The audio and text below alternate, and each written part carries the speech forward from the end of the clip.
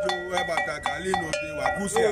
Owe ajo ebatakali. Owe ajo ebatakali no de wakusia. Owe ajo ebatakali no de wakusia. Owe ajo ebatakali no de wakusia. Owe ajo ebatakali no de wakusia. Owe ajo ebatakali no de wakusia. Owe ajo ebatakali no de wakusia. Koko, ontofo ofu, ya onye gbomefu, amemele wahwe, eya taji na twe. Kayeto omijadu ababora, abado gotoro. Kayeto omijadu ababora, abado lilime. Kayeto omijadu ababora, abado gotope. Kayeto omijadu ababora, abado lilime. Kayeto omijadu ababora. Koko likoko, ontofo ofu, ya onye gbomefu, amemele wahwe, eya taji na twe. Kayeto omijadu ababora, abado lilime. Kayeto omijadu ababora, abado gotope. Kayeto omijadu ababora, abado lilime. Kayeto omijadu ababora.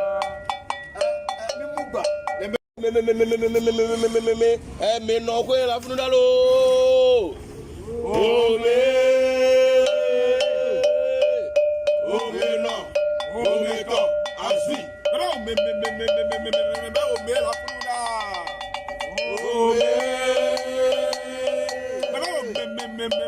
funda. Ome la funda. Ome no, ome to, asui. Ome pepele vo adale vo.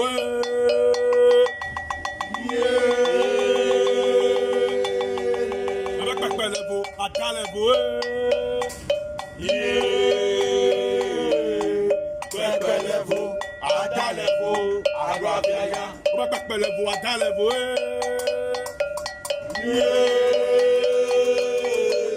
Ome pepele vo adale vo. Pepele vo, adale vo, agwabiaya. Mekade o malelo, adala mekade o male kwasilo yo.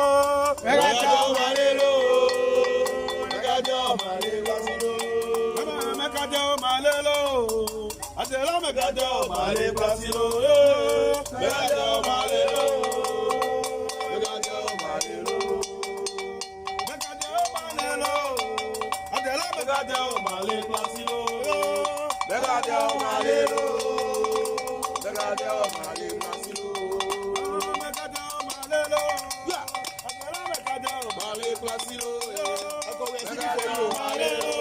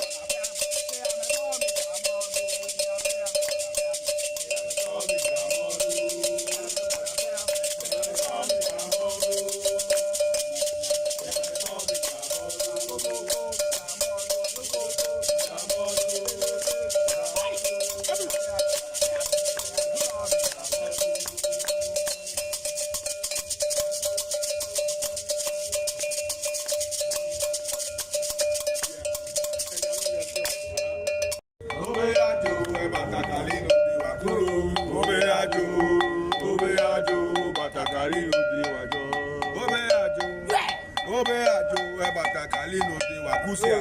Obe ajo, Batakali. Obe ajo, Batakali no de wakusia. Obe ajo, Batakali no de wakusia.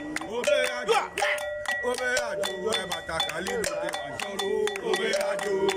Obe ajo, Batakali no de wakusia. Obe ajo. Obe ajo, Batakali no de wakusia. Obe ajo, Batakali no de wakusia. Koko, o to fo o fu. Ya o yen gbo me fu. Amemele wa fun o. Eya taji na tre. Kare to mi jadu abagora. Abadu kuturu. Kare to mi jadu abagora. Abadu liline. Kare to mi jadu abagora. Abadu botope. Kare to mi jadu abagora. Abadu liline. Kare to mi jadu abagora. Koko likoko, o to fo wo fu, ya o yen gbo me fu, amemele wa fun o, na twe, kare to mi jadu abagora, abadu lilime, kare to mi jadu abagora, abadu botobe, kare to mi jadu abagora, abadu lilime, kare to mi jadu abagora. Ni mugba me no kwe la funu dalo ome no ome ko asi me la funu da ome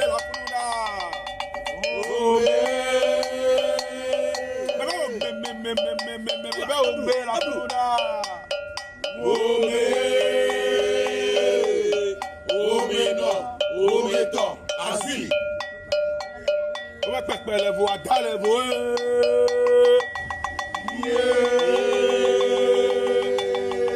o ma pepe levo ada levo pepe levo ada levo agba biaya o ma pepe levo ada levo o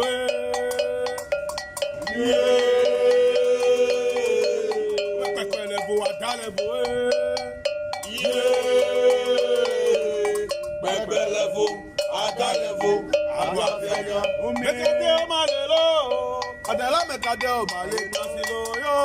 Mekade o malelo, mekade o male nasilo. Mekade o malelo, adela mekade o male nasilo yo. Mekade o malelo, mekade o malelo.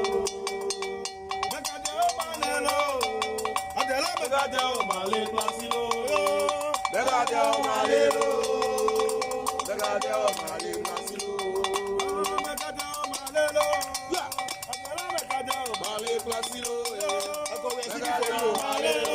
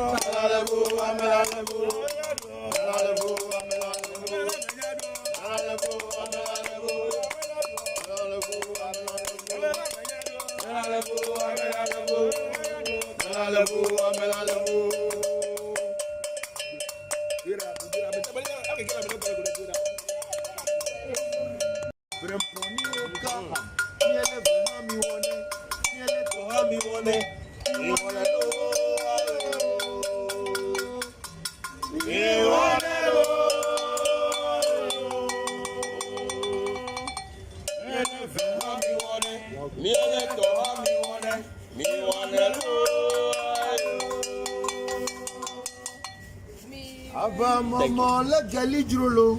Aba mama le gali drolo. Awi now.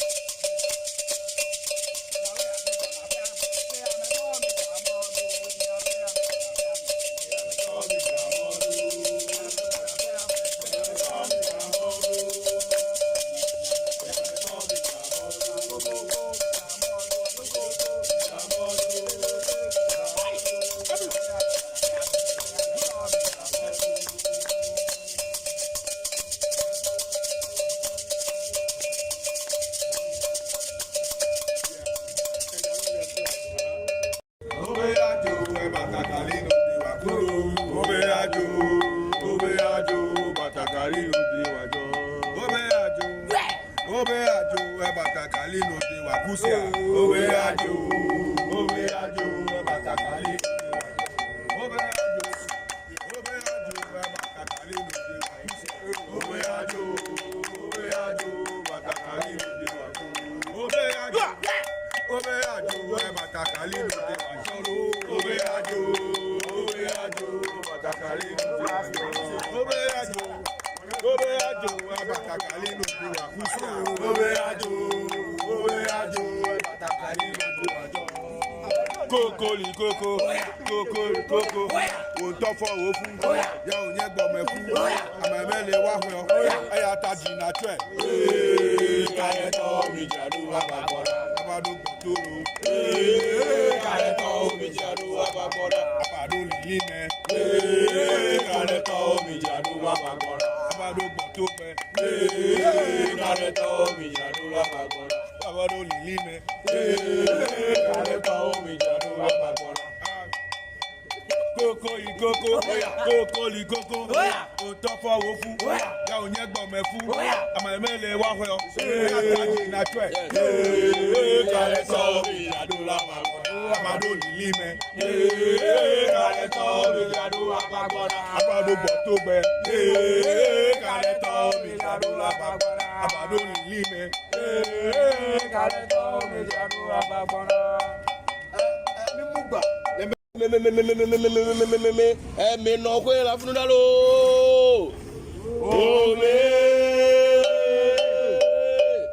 Ome no, ome to, asui. Me la funda.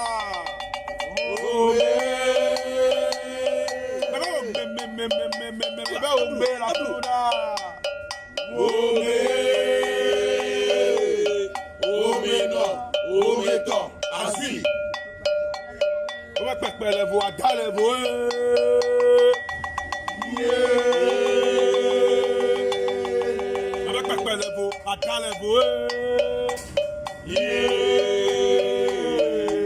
Pèpè les voix, dans les voix, à droite et à gauche. On va pèpè les voix, dans les voix.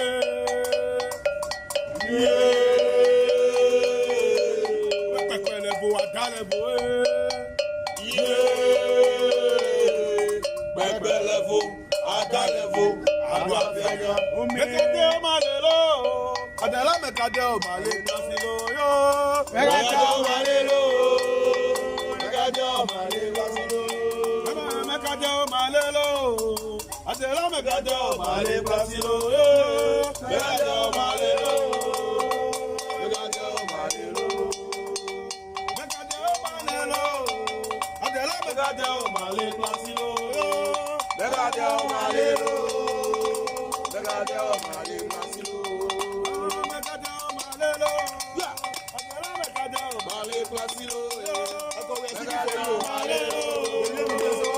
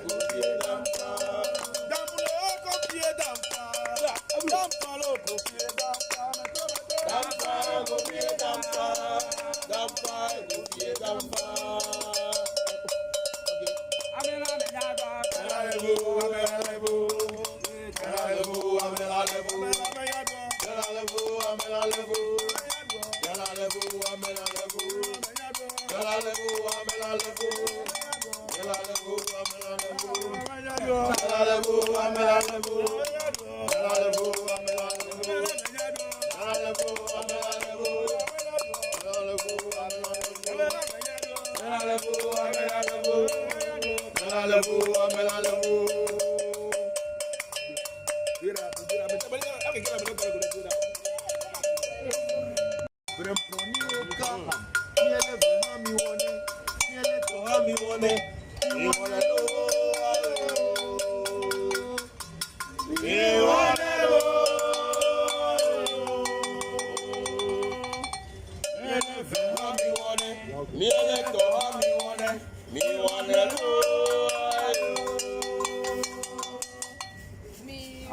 Mama legally drolo.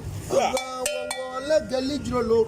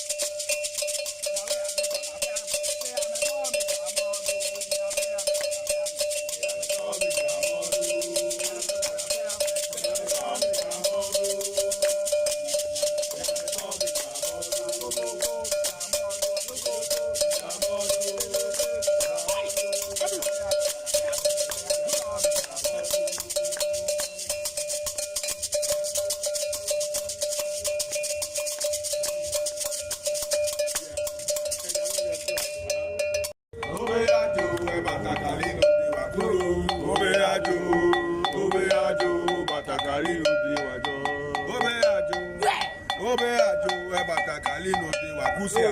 Obe ajo, batakali. Obe ajo, batakali no de wakusia. Obe ajo, batakali no de wajo. Obe ajo, batakali no de wajo. Obe ajo, batakali no de wajo. Obe ajo, batakali no de wakusia. Obe ajo, batakali no de wajo. Kokoli koko, won to fo wo fun, ya o yen gbo me fu, amemele wa fun o, eya taji na twe. Kale to mi jaru abakora. Abado toro, Kale to mi jaru abakora. abado lili me. Kale to mi jaru. So can I start? Okay. Oh, thank you very much, everybody, for joining today's section. I'm very grateful to you all for coming in. We are having some little challenges with some of our gadgets, and that's why today we may not be able to be on Facebook, on Zoom, but then we will try because we are using only one computer today. The other computer has some challenges with the charger. So we are having some difficulties or challenges, as people say today. But then we will still be here to do our best to teach and also to learn from all of you. I'm going to pour libation now, and then just after the libation, we'll read the greetings and we go on. So my good afternoon to all of you, wherever you may be in this very moment. Good morning and good evening. Thank you all for joining today's section. I'm not the best of myself today, so I'll just try as much as possible to keep things on a low scale, and hopefully I'll be able to answer your questions. Thank you very much. Oh, ago, mauga, soboli sama do ago, mauga kiti kata me do ago, mauga se. Ese joto, ame joto, ese na no ame sete na no ame omana pevi, dokuna pevi.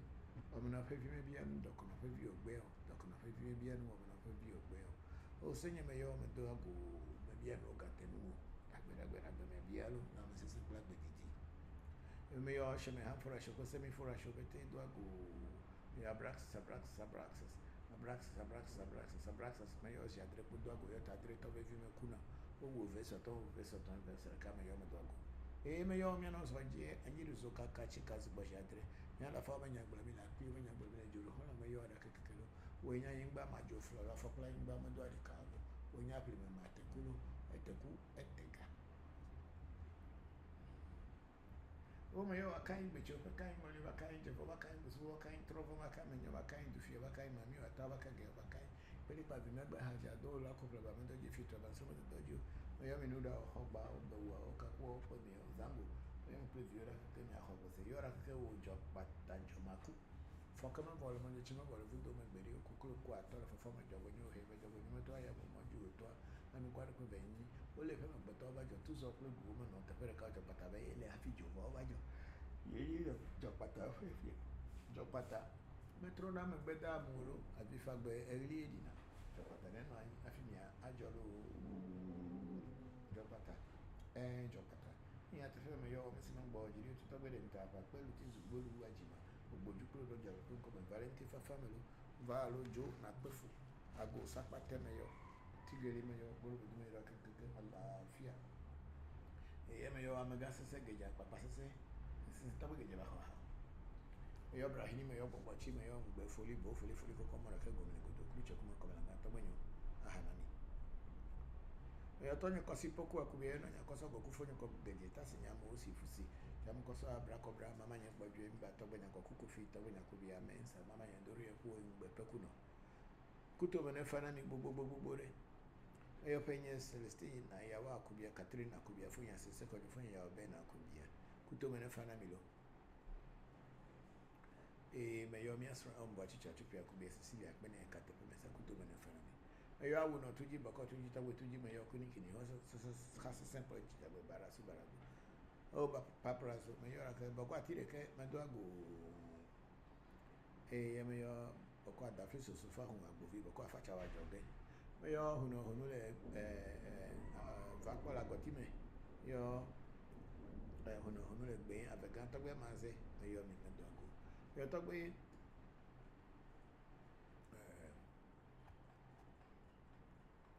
dafli so fa hu agbovi afacha wa joge. Ba ha no mi anu. To me fana mi gbore. Me to gbe fi ato si mon kabila be yin na si agotime. Me yo to gbe fi ato si mon kavi. Me yo mi ara ke sapao. Ahana mi gbore se.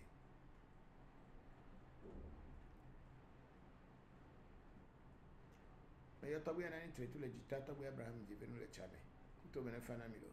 Yo Daniel evi pe mare la gbaro kuto me fana mi gbore dagbe. Awon buga kelo.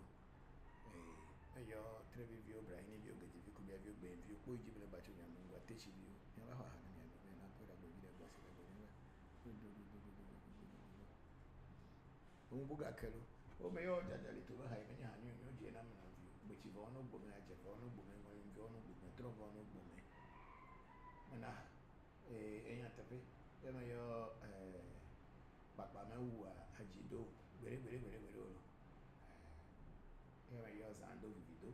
Ba ho ha na mi na ko da gbe da ba se da be ba ha me ba fa na mi no agbere na bete fe na mi lo na me se se pra be ni mi bia ngogbo yi na ba na mi pa pra mi avio pla me yo bete le mi abenya nya se le mi abenya glory ka gbe da gbe na ba na o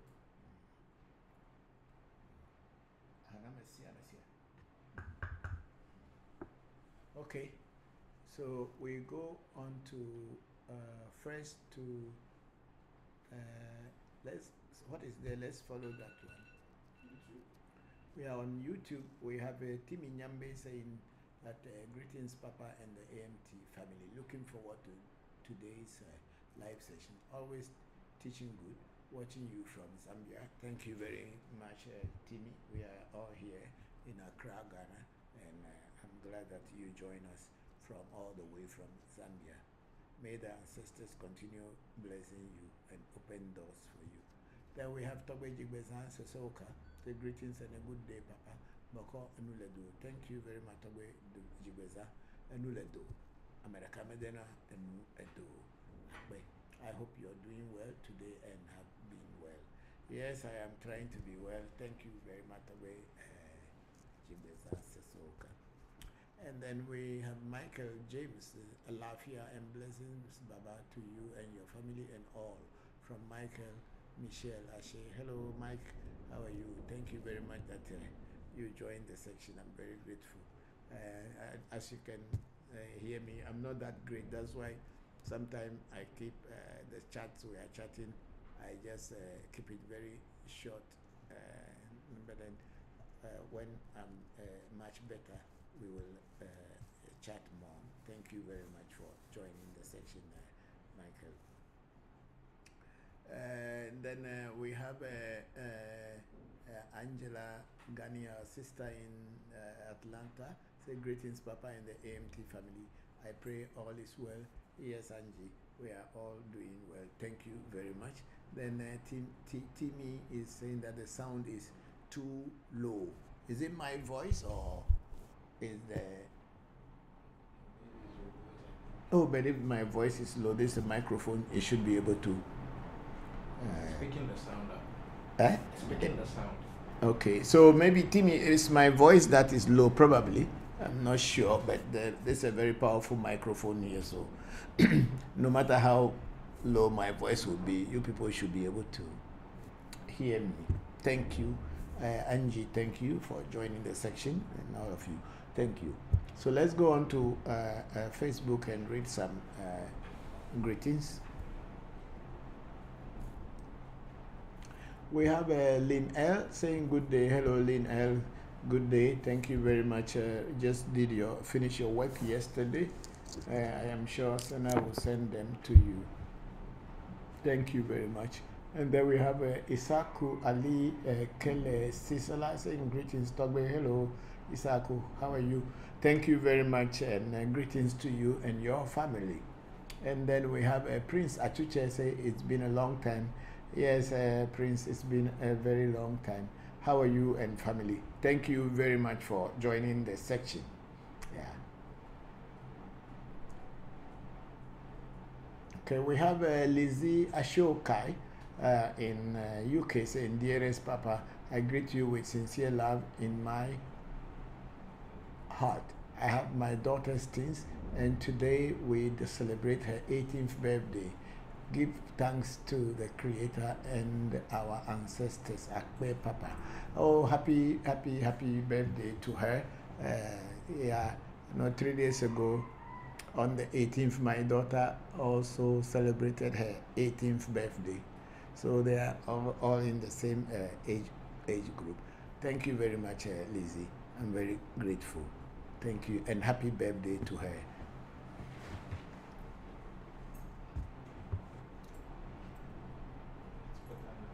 And then Timmy Nyambe said the sound is better now. Thank you very much for alerting us so that we can know how we are doing our work.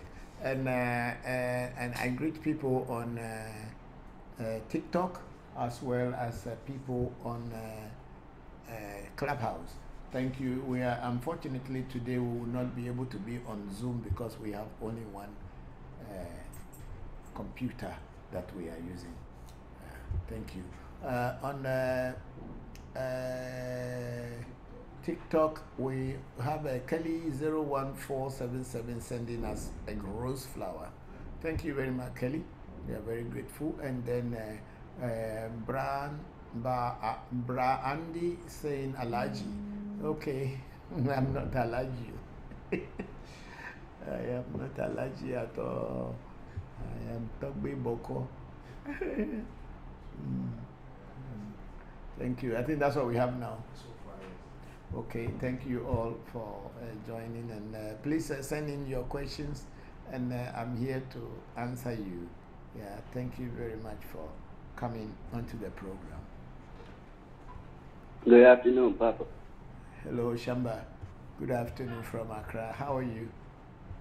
I'm good, Papa. How are you?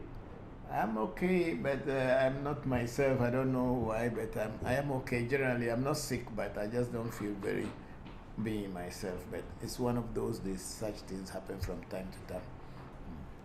But okay. I'm okay. I'm okay. Yeah. Okay, Papa. Well, I hope you feel better. Sure. Hoping maybe by the end, at the end of the program, probably I will be feeling better. So, thank you very much for joining. And my regards to your mom and your father, as well as your brother. Okay. Thank you, Papa. You're welcome. Thank you too. We have Florence saying, please, how are you? I'm doing well, Florence. Thank you very much for joining.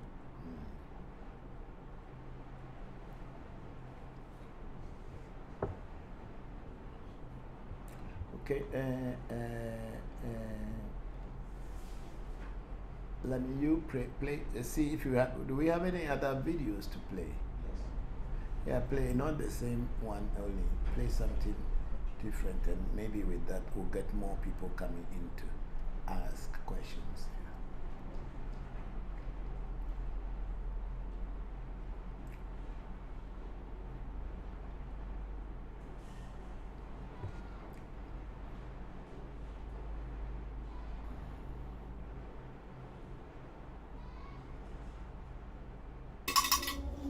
So that guy, the Benue Brain College was paying him $80 a day. Oh, wow. When they sent him here.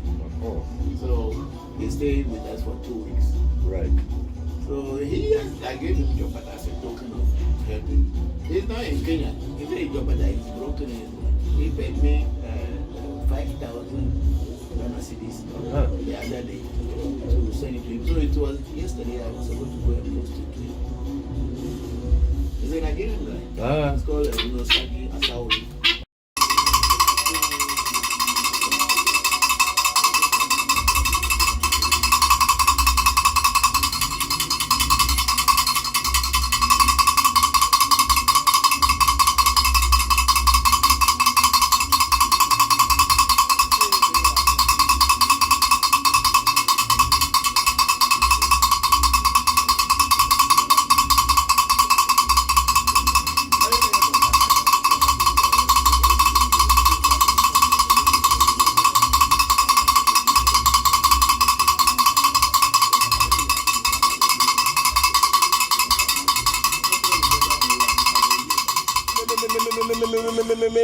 me no kwe la funu dalo.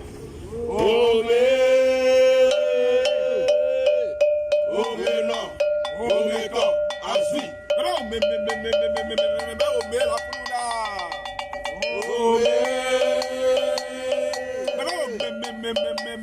Ome la funda. Ome no, ome to, asui. Ome pekpele vo adale vo.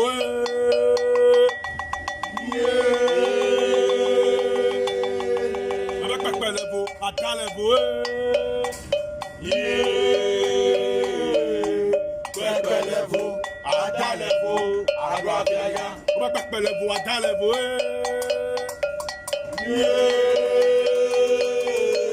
Ome pekpele vo adale vo. Pepelevo, adalevo, aguapiaya. Mekade o malelo, adela mekade o male pasilo yo. Mekade o malelo, mekade o male pasilo. Mekade o malelo, adela mekade o male pasilo yo. Mekade o malelo, mekade o malelo. Mekade o malelo, adela mekade o male pasilo yo. Mekade o malelo, mekade o male pasilo. Mekade o malelo, adela mekade o male pasilo yo. Mekade o malelo.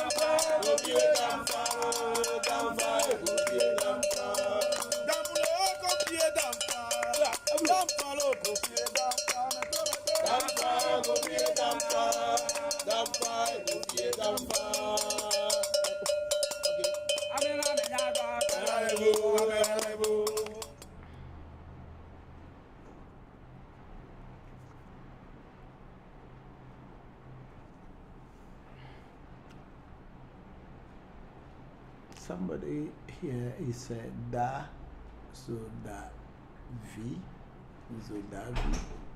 Da Zodavi is saying hello. Hello, Da Zodavi. You're welcome to the section. Thank you very much for joining us. And Lizzie Ashoka is saying happy birthday to them both. Take care, Papa. You deserve some rest. Yes, that's true. Thank you, Lizzie. I'll tell her happy birthday. Thank you very much.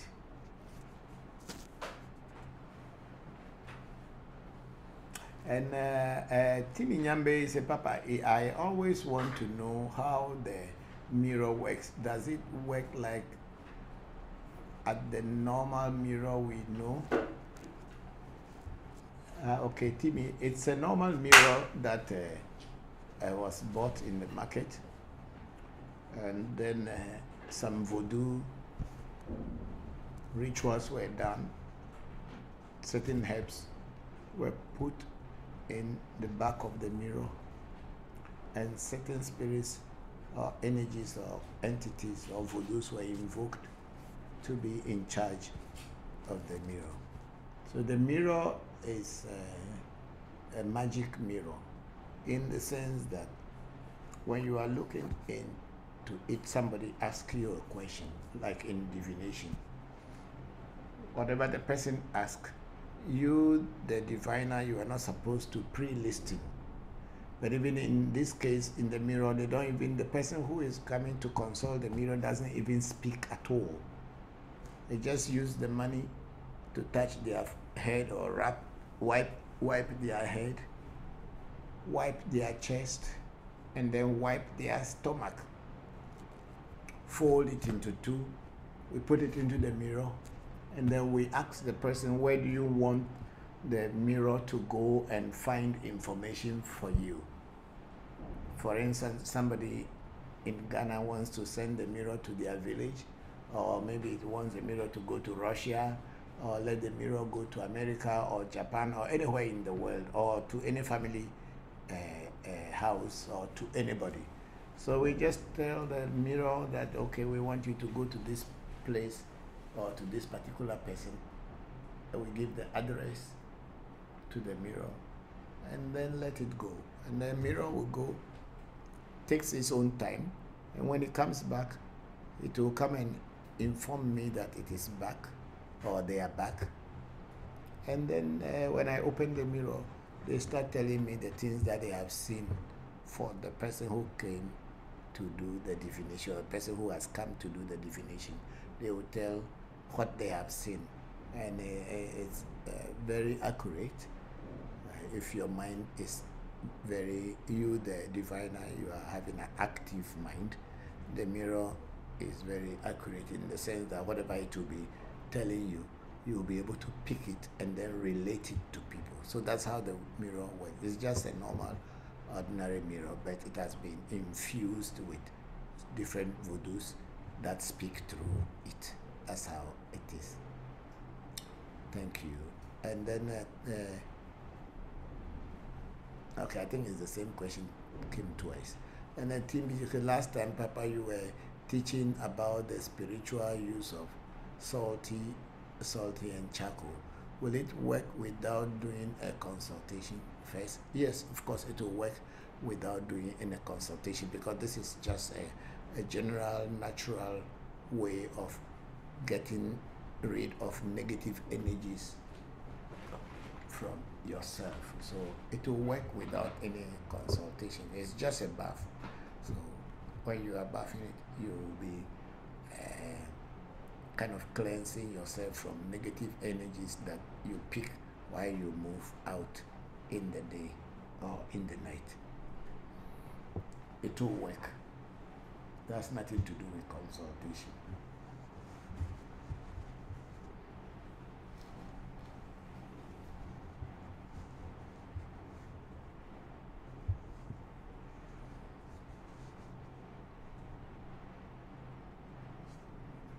What do you want?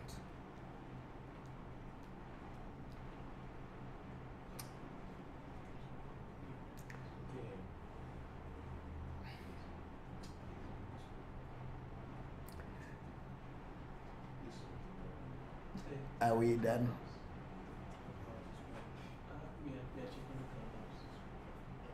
Okay, Clubhouse.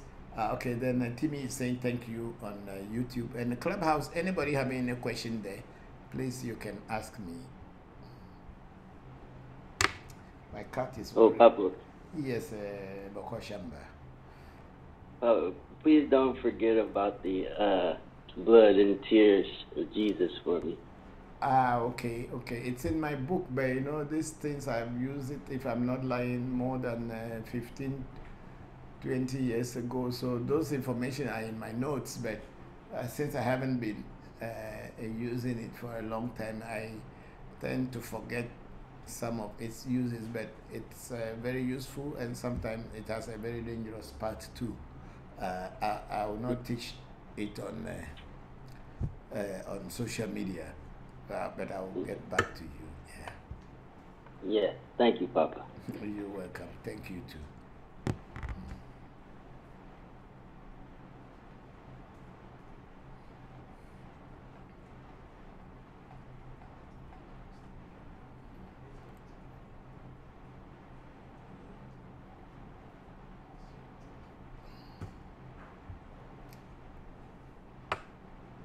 So people just following. They don't ask questions because maybe they don't know. Okay, those of you on TikTok, please, when you are following, if you are following us, please ask questions that are I will not say they are disturbing you, something that you don't know, but you want to have an understanding as far as our traditional African spirituality is concerned.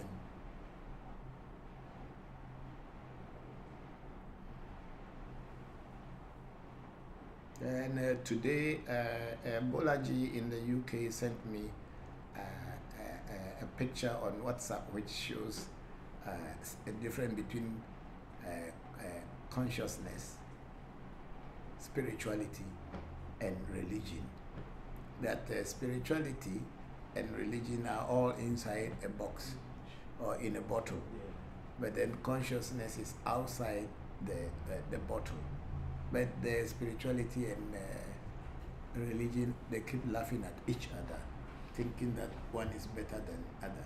I was telling something to my son, Sena, yesterday when we were discussing something about spirit or voodoo, that every culture has a voodoo, or voodoo culture is not limited to any particular one culture. It's a universal.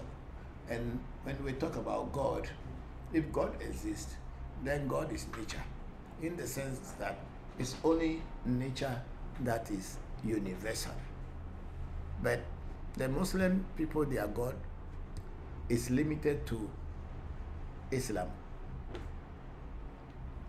The Christian, their God is limited to Christianity. So the Hindu gods are limited to Hinduism. So it is with even our voodoo practices. The Ewe people's God are only limited to the Ewe people, in the sense that they worship them in Ewe, or they pray to them in Ewe, and they do everything in Ewe. But if God actually exists, then God is nature, because it is only nature that is a universal. It is everywhere, and it is the same everywhere. Trees grow everywhere that on this earth. They are called trees, and they grow with flowers, they grow with leaves. They are universal. Herbs, plants, the same thing. The sun shines and it covers everywhere. The moon shines and it covers everywhere. So nature is what is God actually. So nobody else have any other God than nature. So spirituality is a universal thing, and in every culture we have spirituality, and according to each and every group, we adore nature and we respect nature in whichever way. We are not talking about going to kneel down and be worshiping nature. That's not what, that becomes religion. But then adoring nature and seeing nature as universal means God is everywhere. So anybody having any God that has a 3 face, 1 face, 2 face, or no face, it's just that people's imagination. But then generally, nature is everywhere, and it is up to you how you adore it and work with it. So God is universal and voodoo is universal. Nature is universal and voodoo is universal. So every culture, there is no ethnicity in voodoo, whereby we would say voodoo is only for Aves. Like most people say, oh, please don't teach our things to white people, they will use it against us. Who told you white people don't have nature in their country? And the things they wrote about, is it not the same names you, or if you want to translate your local language into English, is it not the same names that we mentioned? So nature is what God is, because it is universal. Any other thing that is limited or trying to put limitation is not God. No, in the Christian groups, we have Catholics, then we have Anglican. Catholics are from Rome or from Italy. Rome and Italy. And then we have Anglican coming from England. And then we are having the Baptists I think they are coming from Scotland or somewhere. So each country created their own religion, and then they force it on we black people. And then if you are Anglican, you cannot marry a Catholic.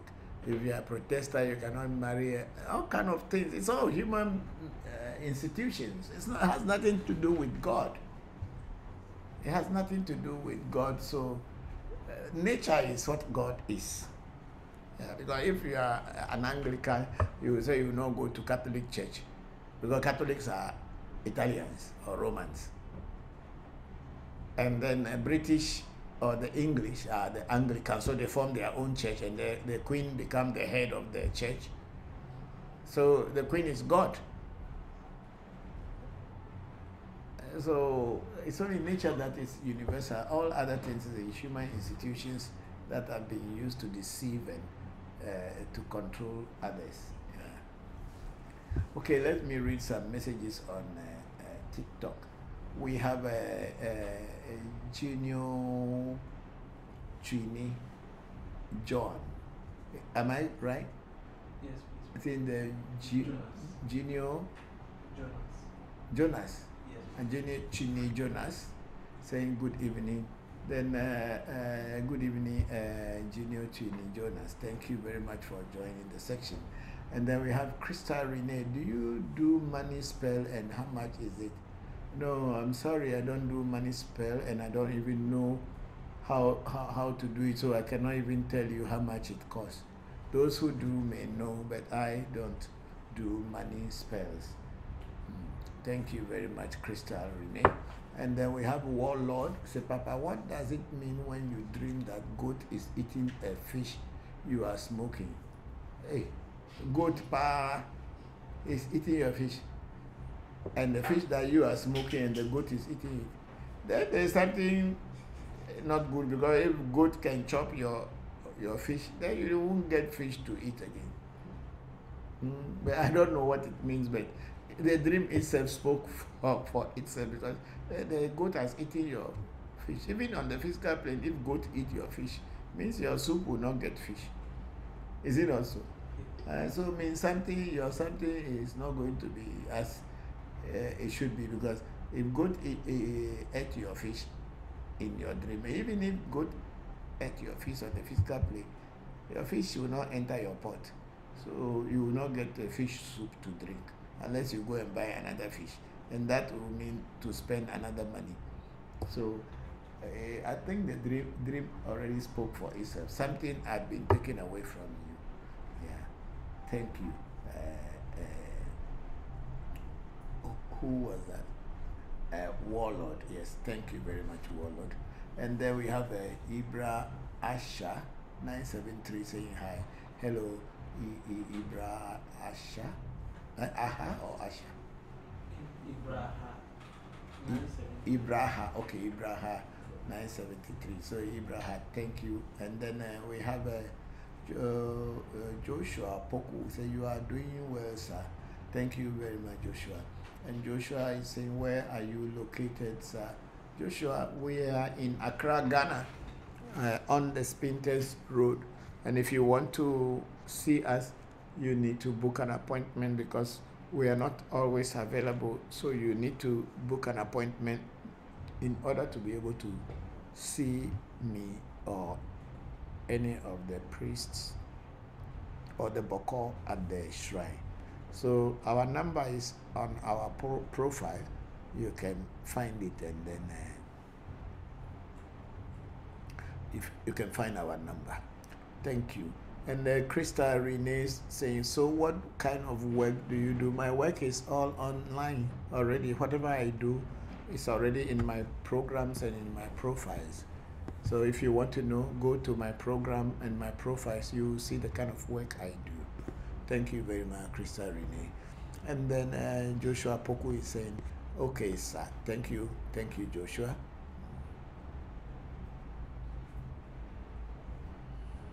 We are going to YouTube. Okay, we are back onto YouTube, where we meet Timmy Nyambe saying thank you. And we have Alex Simoleon. Praise to your wisdom, Papa. Thank you very much, Alex. I'm very grateful. And then we have our sister Charlotte Panel. Good morning, Papa and teacher. I'm hoping your health improve immediately. Can you explain the daily practices of Voodoo? How to go in Voodoo relationship nature? Thank you and the AMT family. Okay, big sister Charlotte Panel. Voodoo, you see, a lot of people confuse spirituality with religion, or a lot of people take religion to be spirituality. From my own experience, religion is more of just worshiping and not doing, whereas spirituality is more of action oriented, doing things practically and also getting practical results. That's what spirituality to me is. Religion is just to dress up, go to somewhere and dance and believe that you, by going to dance and sing, God has so much accepted you and your problems are over. Or that once you keep doing that, one day when you die, you are going to heaven to be with God, to be dancing. God is not a dancing God. Oh. That kind of God who you just dance and shout is not the God me I know. The God that I know is a God that works practically and physically, but you must work it to work for you. So in the practice of Voodoo that my ancestors had practiced, it is a very practical thing, full of rituals that to change situations. Take for instance, in Voodoo, if somebody is in comatose, is at a point of death, and the person is not waking up, there are certain herbs that will put together, tie these herbs onto the person's wrist, and ask the spirit of the person to come back into the body of that person who is in comatose. And through to the practicality, the person will slowly, the person's soul will slowly come back into the person's body, and the person will wake up and become normal human being again. Whereas in religion or worshiping, people will be praying, will be shouting, and most of the time the person will die, or the spirit of the person will not come back. Then maybe once in a while it may come back. So Voodoo, and in the Voodoo, there's no two way about it. If the formula is correct, there's no two way. The person's spirit will come back, unless the formula is not correct or it's not complete. That's why you will not see results. Just like mathematics and science, if the formula is there, you don't follow the formula properly, you will not get results. But if the formula is followed properly to the brim, definitely you see results. So that's how Voodoo is. So in Voodoo practices, we wake up and pour libation. Libation pouring is like invocation of your ancestors, asking them to come and play a role in your physical life. And then that's what you pour libation. I may say that it is similar to prayer. But pouring libation alone is not enough in Voodoo. Pouring libation alone doesn't solve your problem. What solves your problem is to do a reading and find out what is going wrong, and then the spirit world directs you what to do to change the situation, and that's where the ritual aspect comes in. So when a person is pouring libation alone, it is not enough. Libation is similar to worshiping and religion, but above libation or beyond libation is the rituals that are done when a reading is done for you. So that is where what voodoo is. It's a relationship to nature. The relationship, how to grow in voodoo and a relationship to nature, how to grow in voodoo in relationship to nature. You should respect nature. Respect everything. Don't say that lizards are around your house, and because the lizards are worrying you, you go and pour petrol or set fire to them. The lizards or the other things also are playing some part in nature. You must respect them. If they are worrying you, get some reading and find out what it is. Do some ritual. If they are not good for you in that place, the lizards themselves, they will go and they will not come again to worry you. So you have not done anything to them by killing them, but they will go somewhere else and they will leave your place. But by throwing stone and killing them, you are destroying them. So when you are doing voodoo, you must also respect nature. You must also respect nature, and it is the connection between yourself and nature, living in harmony with one another, is all that voodoo is about. So when you are you are practicing voodoo, you must be very conscious about the things you do, things you say, the things that how you act. All these things is called voodoo, because voodoo is a way of life. It's not a religion. It's a way of life of the human beings, whether Africans or anybody else. I hope the answer. I hope that I have given you some understanding. If it is not enough, you can come up with some more questions, and I will try to give you an answer. Thank you. We are all learning, not only me, not only you. When you ask a question, when I try to explain it, I am learning myself, and the people who are listening to us, apart from you who is asking the question, are also learning. So here is Revolution Voodoo Education of African Magic Temple. We are teaching about voodoo, and we are learning as well. So thank you very much, Charlotte. Very grateful for that question.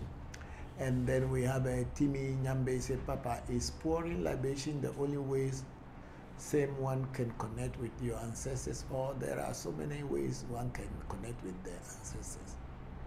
Basic connection with ancestors is the voodoo, is the pouring of libation in voodoo. Means you are invoking and evoking the presence of your ancestors. And who are ancestors?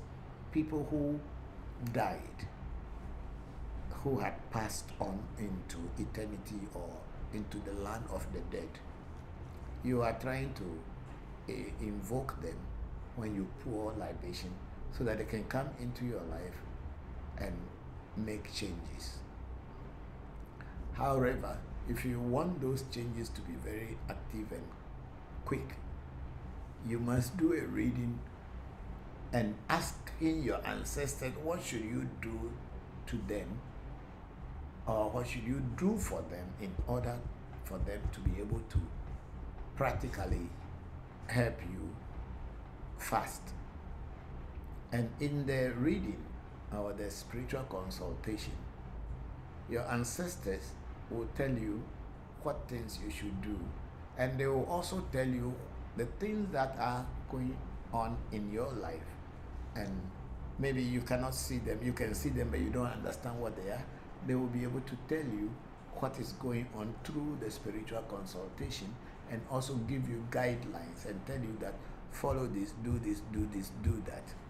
And then when you do the things that the ancestors have told you, or the reading or the spiritual consultation has directed you to do, you see results. And then they are practical results. It has nothing to do with whether you believe or you don't believe. It's not based on faith or belief.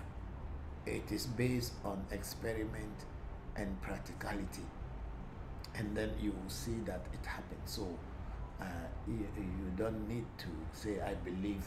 Like people come to our shrine, moment you start doing. So I believe that it's okay. You don't need to believe anything. If it's not okay, it's not okay.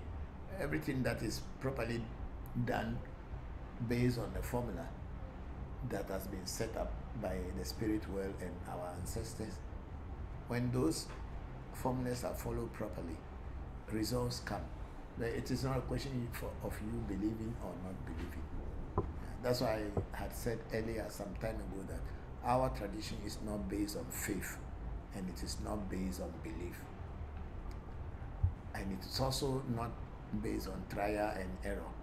If you know the formula and you follow the formula properly, definitely you get results.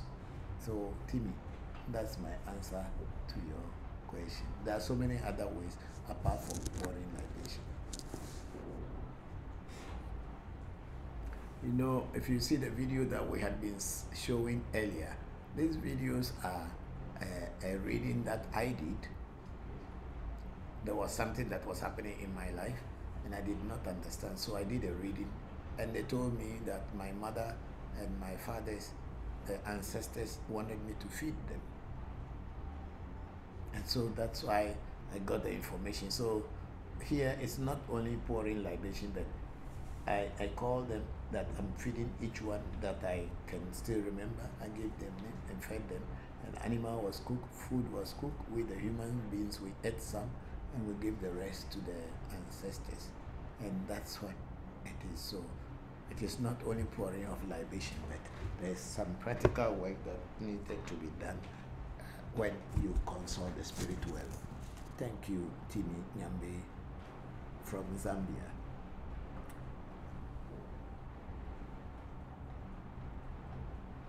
I think we don't have so much question on Facebook today. No, Okay. And then we have Mira Duke Ellie. Is it appropriate for priests? Is it appropriate for a priest to charge so much to do the work of God? Yes, it is appropriate for a priest to charge so much to do the work of God. If you too, you can go and do the work of God, you can do and decide not to charge. That's fine. But it is appropriate because you don't know how that priest was able to, how much money he paid before getting to that level of priesthood. And you should not forget that the priest also has a family to feed. The priests also have responsibilities that are on them. If they don't charge you, are you ready to give all your money to the priest when you work? You see, in the olden days, they were saying that priests don't charge money. Yes, maybe that is true, that priests do not charge money in the olden days. In the olden days, people's hearts were so good that they can easily bring food to the house of the priest. They will come and work for the priest in his farm. And if there is any need of the priest, the people quickly will run to the aid of the priest. But these days, when people come to a priest and the priest work for them, the moment the work is done, they never come back. Once they are able to solve their problem, they never come back. Some may even leave the priest who has helped them and go to church and go and do a thanksgiving in the church that God has done something great for them. What about the priest who has wasted his time and energy to look after you to change your situation? It is appropriate for priests to charge money. Sobolisa is not sending any money to the priest. So if people are working for Sobolisa, they must charge people their money and take care of their own needs. If you don't like it, you can go to hospital and tell the doctor that because he's doing the work of God, he should not charge you and he should just treat you free at the hospital and see whether you will be alive or you will die. So Mira went on to say that the work of Sobolisa, that's maybe when a fellow is sick or needs help. Yeah, if you need help, go to someone who can help you, and the person have to charge you, because if they don't charge you, what are you going to do for them? When they were learning and spending money to learn, were you there? So why do you expect him do things for you for free. Some of our ancestors did that, and their children never went to school. Their children never went to school, and the people that they had helped, those people's children have reached the highest heights, while the priest that had helped his or her children remain in the poor descent. And these people who were whose fathers or themselves were helped, they would drive past the priest's house. They would see the priest's children in tattered clothes. They will not even stop to say, "Oh, how are you? How is your father?" So for me, if you come to me, I will charge you.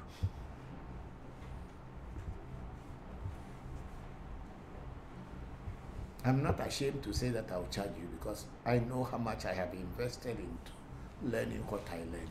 So I will charge you. If you go to a priest and they say they don't want to charge you, fine.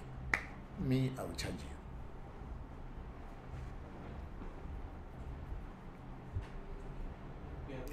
I don't collect donations from people, and nobody is giving me donation. Even this program we are bringing to you every day, it's our own money. It's our own investment. It's our own resources that we are using to bring this program to you every day, because we buy data, we have people working, we have electricity, and all the information that I'm sharing with you or answering your questions, I paid somewhere to learn them.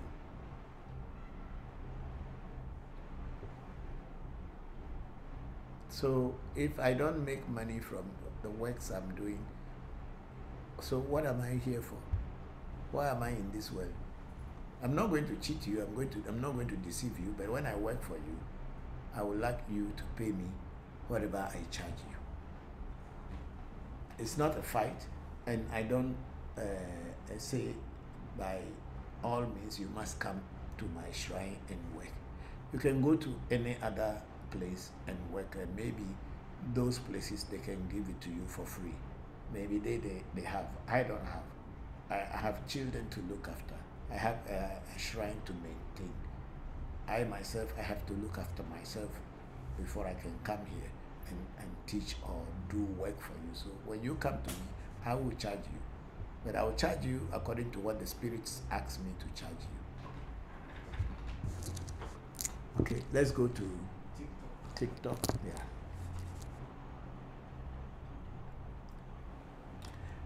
Okay, we have Joshua Poku saying, "Okay, sir." And then we have Queen Chichi say, "Good evening, sir." Queen Chichi, good evening. How are you? And then we have Charles Walker.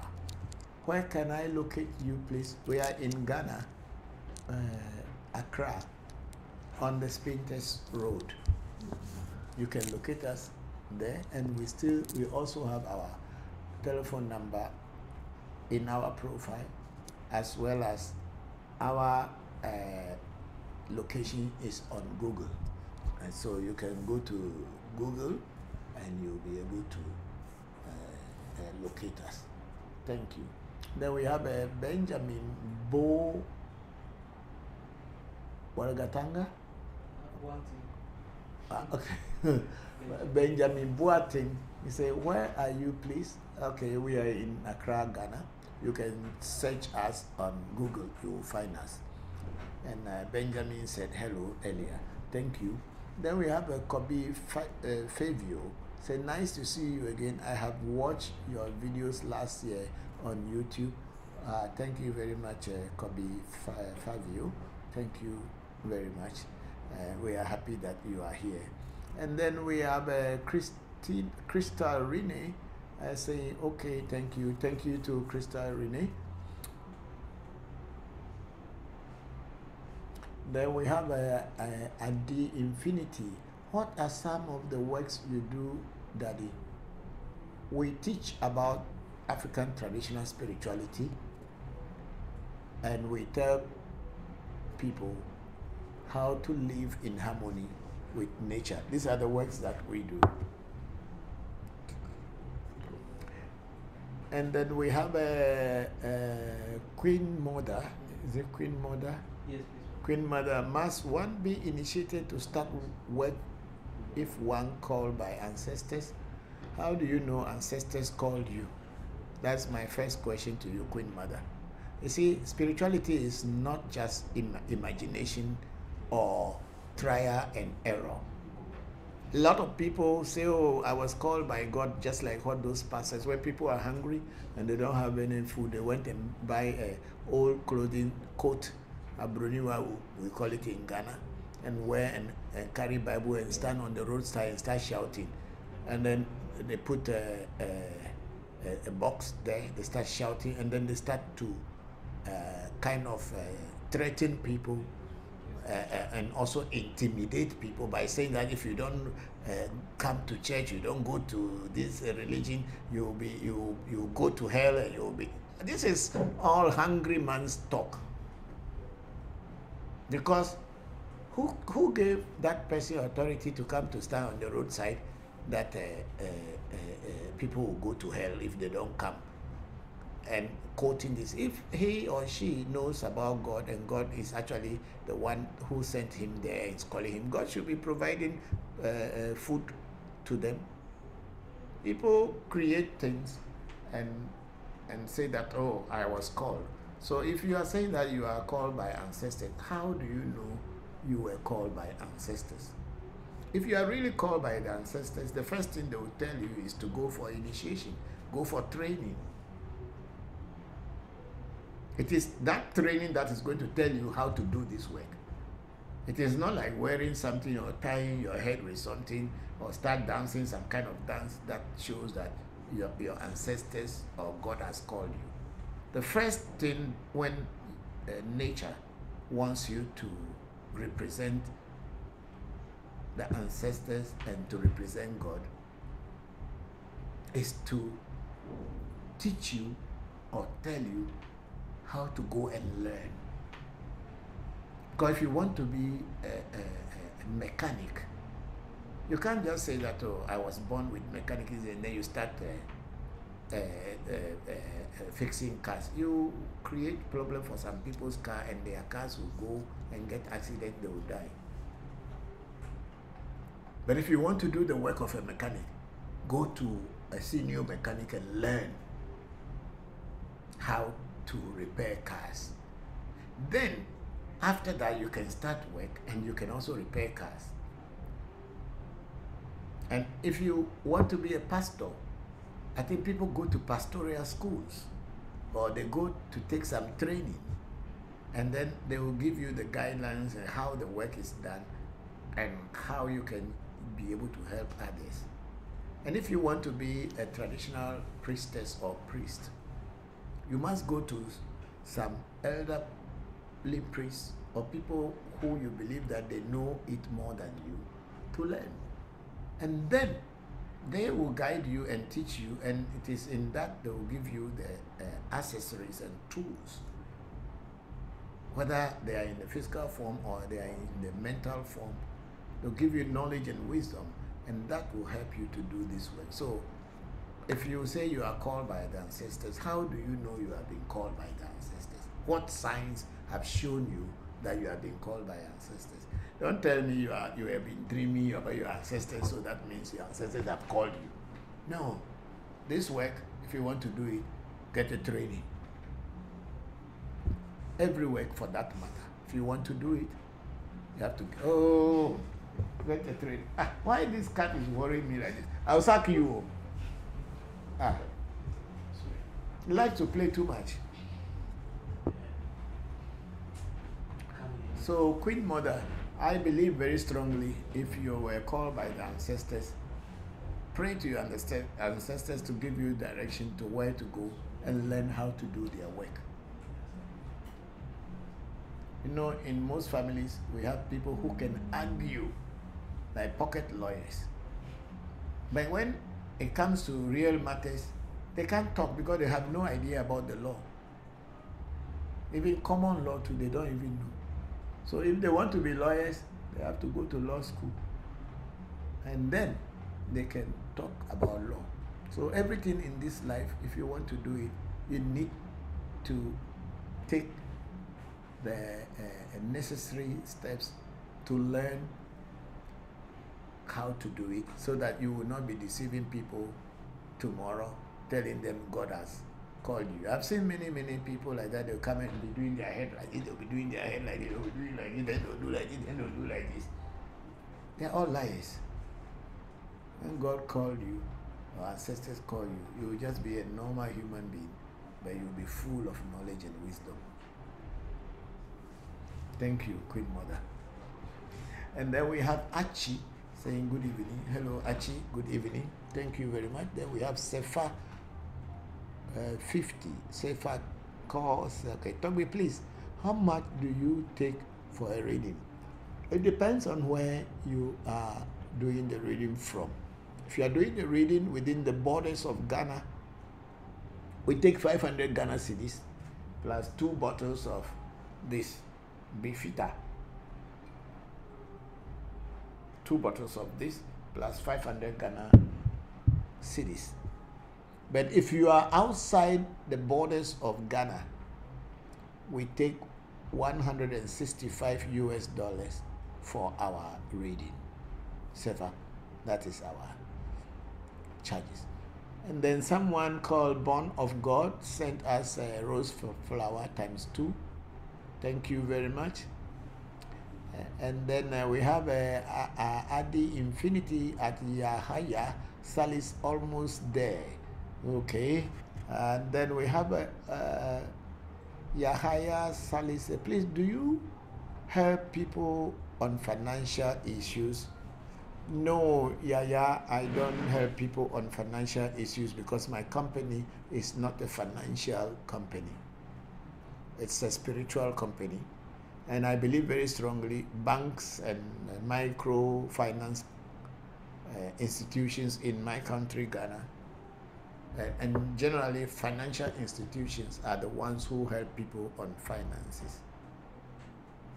However, if you do a reading and in your reading the signs of poverty are very prominent, that poverty has taken control of your life, and everything you will do, poverty will take a greater part of it and you will not be successful. There are directions and directives that the spirit world will give us to do certain rituals for you to wipe away that poverty that is trying to take hold of you. And when everything is done properly and formulas are followed properly, things will start happening in your life. It's not, when I say things will start happening in your life, it's not like money will start coming inside your room without you working, or money will start coming inside your pocket without working. Money will come to you through the normal, natural ways, that when you work, instead of you losing, or you ask, a contract was given to you, instead of executing the contract and making some profit for yourself, and you lose it all, then this time when you execute the contract, money will remain in your hand. When you sell things or services, money will remain in your hand. That is how we know it's the natural way of making money. But if there's any other financial issues or whatever, people will expect that money will just drop from sky without you working, or some snake or some spirit will bring money to you, and then you will become happy and start enjoying life just like those who had been working hard. It does not exist at all. It doesn't exist anywhere. When you look into my postings and repostings on TikTok, you will see that I have reposted something yesterday whereby my friend Oluwo Jobodo in Nigeria also was trying to tell people that there is nothing like ritual money or easy money. He himself, being Oluwo or a Babalawo for this long, has never seen it yet. And so you who have not been to anywhere, and you are just listening to people as if you have seen it, and then you will be telling people, oh, it is there, it is true, it is there. We, those who have been on this path and being on it on the truth, and in reality, we have never seen anybody making money for another person unless you go to bank or you have a money printing machine to print money for you. But if you print it without the government approval, you will go to jail when they catch you. Am I lying? They are using paper to print money. You too, you can use paper to print money, but if you print it without government approval, you go to jail. Anyway, so that's what it is. Thank you very much. And then we have my health. I have taken the number already. Okay, thank you very much, my health. Then we have Godfred Berima or Godfred Bintra saying greetings everyone. Thank you very much, Godfred. Greetings to you too. And then Boss Lady sent us 2 rose flowers and love. Thank you very much. I'm grateful. And then at the Infinity Daddy, please, you also help in financial too. No, I've just explained. The way I can help you financially is to do a reading and find out what is going wrong in your life, and if the spirit world tells me what rituals to do for you so that your problems will be over. Yes, but then there is no way we help by telling you that we are going to charm money or bring money to you without you working for it. Okay, thank you. And then we have is the same guy there. So we have senior NS break record saying that good evening, sir. Hello, good evening. Then we come to Queen Mother. Okay, I have understood. Thanks for your continued wisdom. Greetings from Kenya. Thank you very much, Queen Mother. Thank you very much. Then we have a Definity said to ask. Yes, then the Lady Boss again with 8 times flowers, rose flowers and love to us. Wow, thank you. And then same 1 flower from Lady Boss. And that, what is this one? Send is giving us a heart. Okay, it means they remove the heart or the cuckoo letter. Okay, then we have a Boss Lady again sending a love and 6 rose flowers. I'm very grateful. Then at the Infinity is saying, is laughing. No snake money. No. There's no snake money. Those are lies. When somebody snake doesn't chop paper. So where is he going to be getting the paper before making the money that it will to be spitting out for you? Snake chop mouse and rats and other snakes. So how can those things change and become paper money and coming out of their mouth? Think. You should think. Don't let people fool you. Think very well. Okay. So if you want to, you are having challenges in financial issues and you want to overcome them, the best thing is to do a reading to see what is going wrong with you. The spirit world is ever ready to teach you and tell you what to do and overcome those challenges. Thank you. And then we have a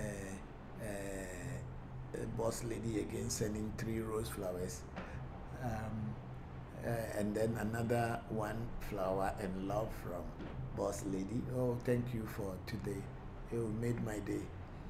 And then we have my help. You really know ground after listening to you. Oh, thank you. Thank you very much, my help. Thank you. Then we have Sand Andre. Say good evening, sir. Hello, Sand Andre. How are you? Thank you very much for joining the section. Today I'm in a very low spirit, so my voice is not as high as it should be. But please just manage it. It's one of those days. It happens to everybody. I am not an exceptional person. I'm not God. I'm not spirit. I'm just like all of you. And there's nothing so special about me. The only thing I may be doing more than you is I am a spiritual person and I deal with spirits. And that's why I talk about spirits. Yeah. And then we have a L222. So how can I take care of my ancestors if you are not initiated in any religion? Our traditional spirituality is not a religion. You don't need to be initiated into anything for you to pray to your ancestors. Your ancestors are people who have passed on, who were once human beings like you and I, but they passed on into the land of the dead. These people are the ones we call ancestors. And more so, those who are having the same bloodline like you are your immediate ancestors. You can always pray to them, pour libation to them, without necessarily being initiated into any particular spiritual discipline. So you don't need initiation to pour libation to your ancestors. However, if you want to do the work of the ancestors and you want to represent them and also be their voice, then you may need a teacher who may guide you through how this work is done so that you can do it properly for your own benefit and for the benefit of the humanity at large. Thank you very much. Somebody is saying his name is Fafa Huai or Papa Huai. I don't know which one. So I say, Papa, how are you doing? I am good. Thank you very much for asking. And I hope you are also fine. I think we are done with. Yes, please. Okay. We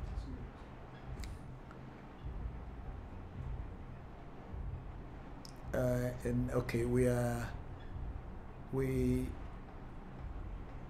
with Charlotte Panel, our sister there, is the same for any professional service, any spiritual service. I agree with your charges, Papa. Thank you very much, big sister Charlotte Panel. I'm grateful. For us here at African Magic Temple, we don't ask people to come and give us donations. We have invested a lot of money into learning what we do here. Some of the monies we have invested, when I mention it, for just to learn one simple secret, which if I say simple in the sense that maybe the initiation is not that very long, but a very, very potent secret that you need to have if you are doing this work. Some of the monies we pay are above the cap, but we did pay them because we want to be the best. So when you come to us, we charge you for our workmanship. And that's what it is. So thank you very much, Auntie Charlotte Panel. Thank you very much. And then Charlotte Panel went on every Sunday. We have free school. Thank you, AMT. And thank you very much for all of you who continue coming on to listen to my teachings and answering your questions. I'm very grateful to all of you. And then we have Bolaji Ali in the UK. Say hello, Papa. Happy Sunday to you and the AMT family. Thank you very much, Bolaji. I'm very grateful, and I have received your WhatsApp message. I'm very grateful. And then Bolaji Ali went on to say, please, Papa, what is the use of Florida water in spiritual practice? Thanks, sir. Okay, the Florida water is like any other perfume water or perfume oil that are used in spirituality. We have different kinds of perfume oils and waters. We have some called Van water. We also have Six Flowers oil, Danduala, Sas Arabia. We have the Holy Trinket water. We have Danduala. I just can't mention too many. Bint El Sudan. Just mention them. Rose oil. So, what do you call it? Florida water falls in that group of spiritual or scented perfumes or scented waters that we use in cleansing ourselves and also to create a good aroma when our scent, sometimes sprinkle it in the room so that it creates a good aroma in order for you, so that it when you call spirits or you are dealing with spirits, spirits will be able to have time to stay with you and work with you, because it's also calming to your own mind. So these are the uses. Apart from the uses of this, I think that's all that I know. But then I heard that in the olden days, especially in America, women were not allowed to drink alcohol. So what the American women do those days, or did those days, is after taking alcohol, they use Florida water to wash their mouth so that the alcohol will not smell to people who get closer to them. That's what I heard. I haven't really had any experience, but I heard that's it. So sometimes some people use the Florida water to wash their mouth. Yeah, so these are the uses that I know. I also use them sometimes just to wipe my hands when I'm going to do my spiritual work. Especially when I was outside Ghana, when I don't have the herbs that I will use because they are not there. I use Florida water mostly. So Bolaji, that's what it is used for. And now we have Juliet A here. Say hello, Papa. Wishing you and AMT family well. Hello, Juliet. Thank you very much, and thank you for joining the section. Hope you are well, and I hope everything is going on well with you. I wish you very well in everything, and my regards to your brother Christopher. Thank you, and your dad too. Not forgetting your mother. Thank you. Then we have a Timmy Nyambe say, for you to be a voodoo priest, does it come out of your own will, or the voodoos themselves have to invite you? No voodoo will invite you. No voodoo is going to invite you.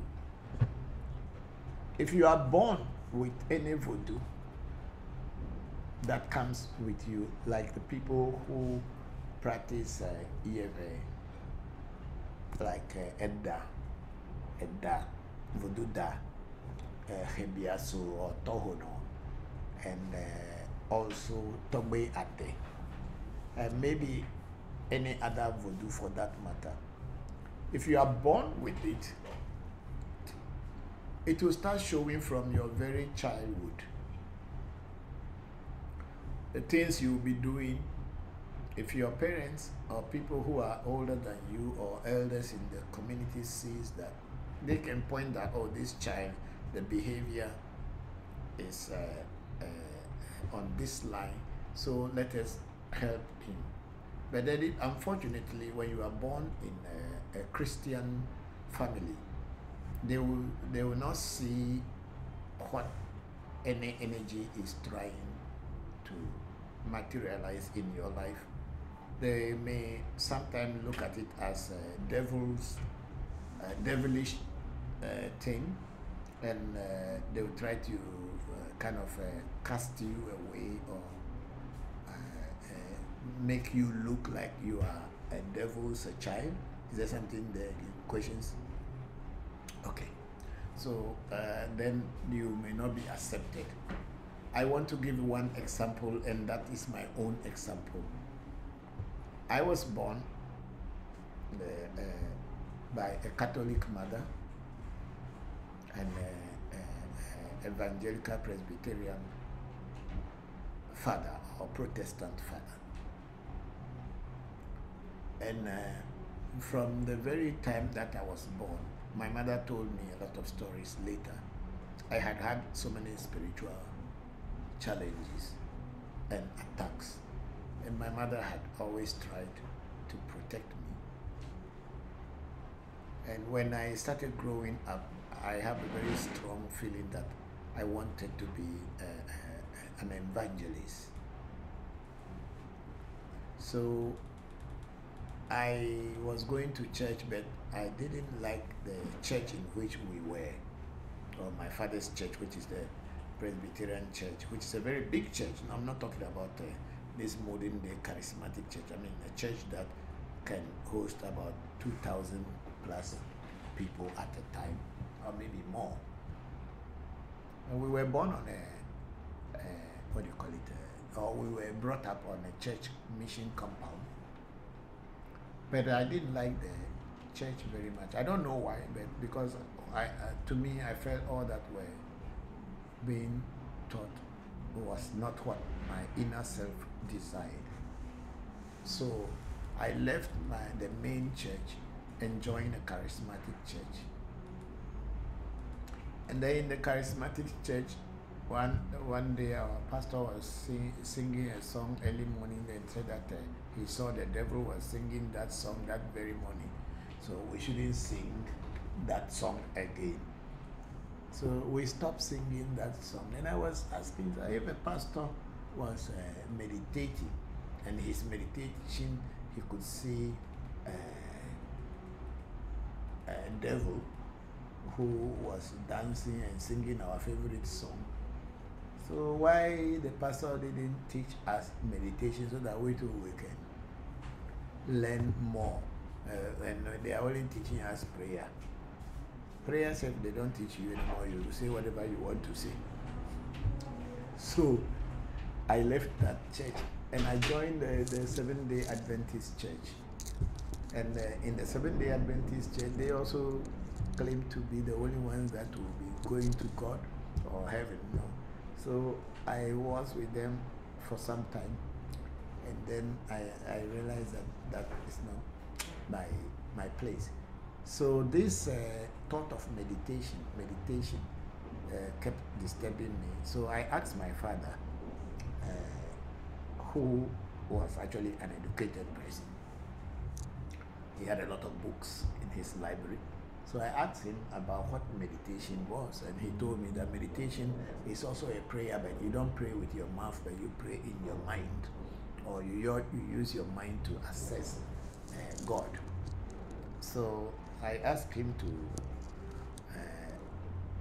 to guide me. So he gave me a book that talks about yoga, and then I talk about yoga and meditation. So I started reading that book, and I was so convinced that I have found my path.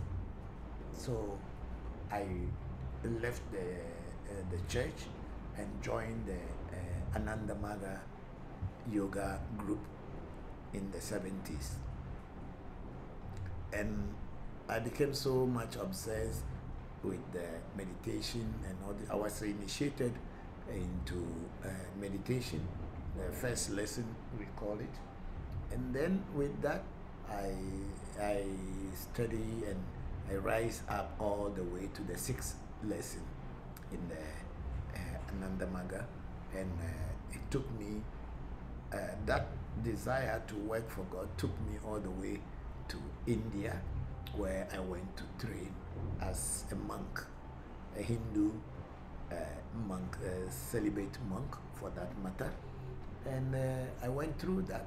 But then when I became a priest and I was posted as a regional priest to Bangkok, Thailand, as a RS, because they call you secretary, so I was a regional secretary for Bangkok, and there were certain activities that was happening within the group, and other priests who are my senior priests. They visit my temple, and then certain things were happening that I begin to doubt whether this was the path that I wanted.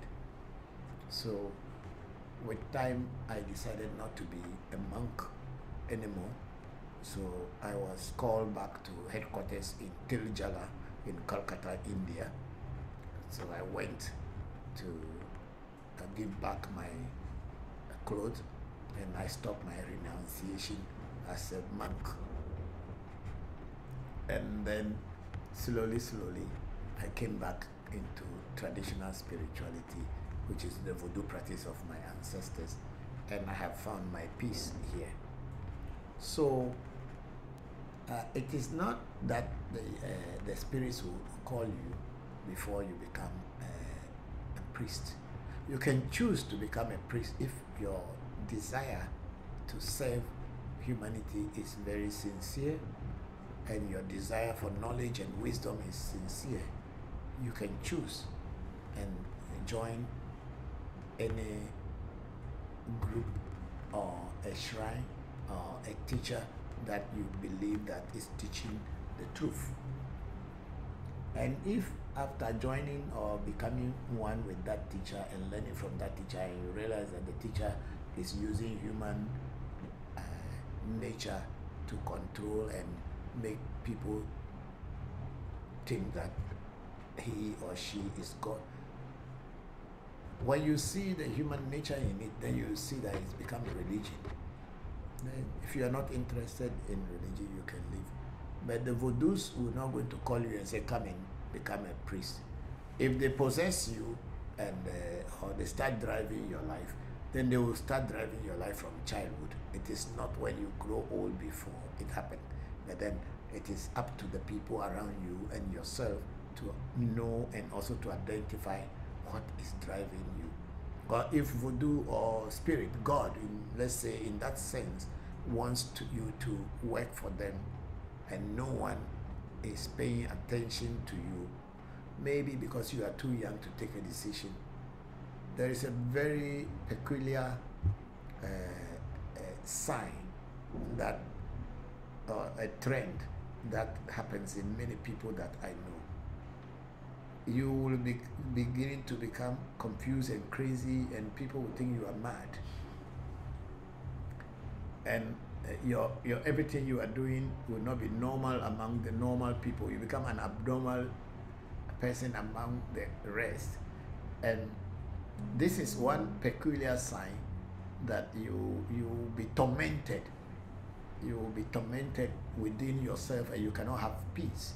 And so that is going to be what will push you to continue looking for a way out, to get out of whatever is tormenting you. It is not the devil that is tormenting you, but it is knowledge and wisdom, and the energy of the universe is trying to make use of you for the benefit of the larger humanity.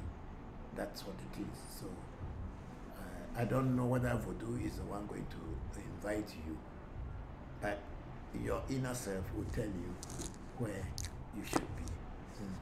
I am talking from personal experience. I'm not talking from anybody's experience. And I have also read and also learned about other people who had also had this kind of situation. Even if you look at the Bible, the stories in the Bible, when John the Baptist became a kind of a crazy person and was inside the wilderness and talking about God. And that very John the Baptist was the one, according to the Bible, is the one who initiated Jesus Christ. And because Jesus Christ himself, if he ever lived, according to the stories we read, was also tormented, that he never had peace until he found John the Baptist, who was much a senior priest or the instrument of God. And he went to him and he initiated him, and that where his eyes also opened, and he also wanted to use his life to help humanity.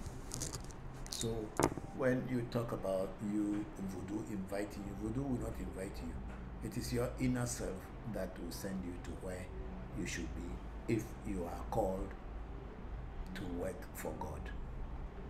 Thank you. Okay, I'll go on to Clubhouse. We have a question here. We have Ka Keshaw. Say, sorry, I can't join. I'm walking into work. Senna, I will be listening for as long as I can. Okay, that is someone who was telling Senna. Then we have Senna Voncujovi here saying, okay, no problem. Hope all is well. Okay, that's almost about 49 minutes ago. That's quite long. Then we have Tiffany. Thank you for your answers about pouring libation. Could you please explain how to feed ancestors if you keep an ancestor altar? Also, do ancestor altars have to be activated by a priest? Okay, that's a question from Tiffany. Ancestral altars does not need to be activated by anybody. I think a few weeks ago I spoke about what is an ancestral altar. An ancestral altar is a place that you have dedicated to pray to your ancestors.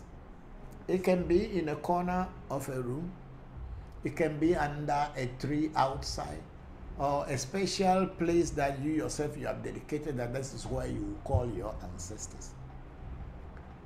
The altars say a way that is known in the West, especially in the West, where they put a table and put a picture on top of it, and then put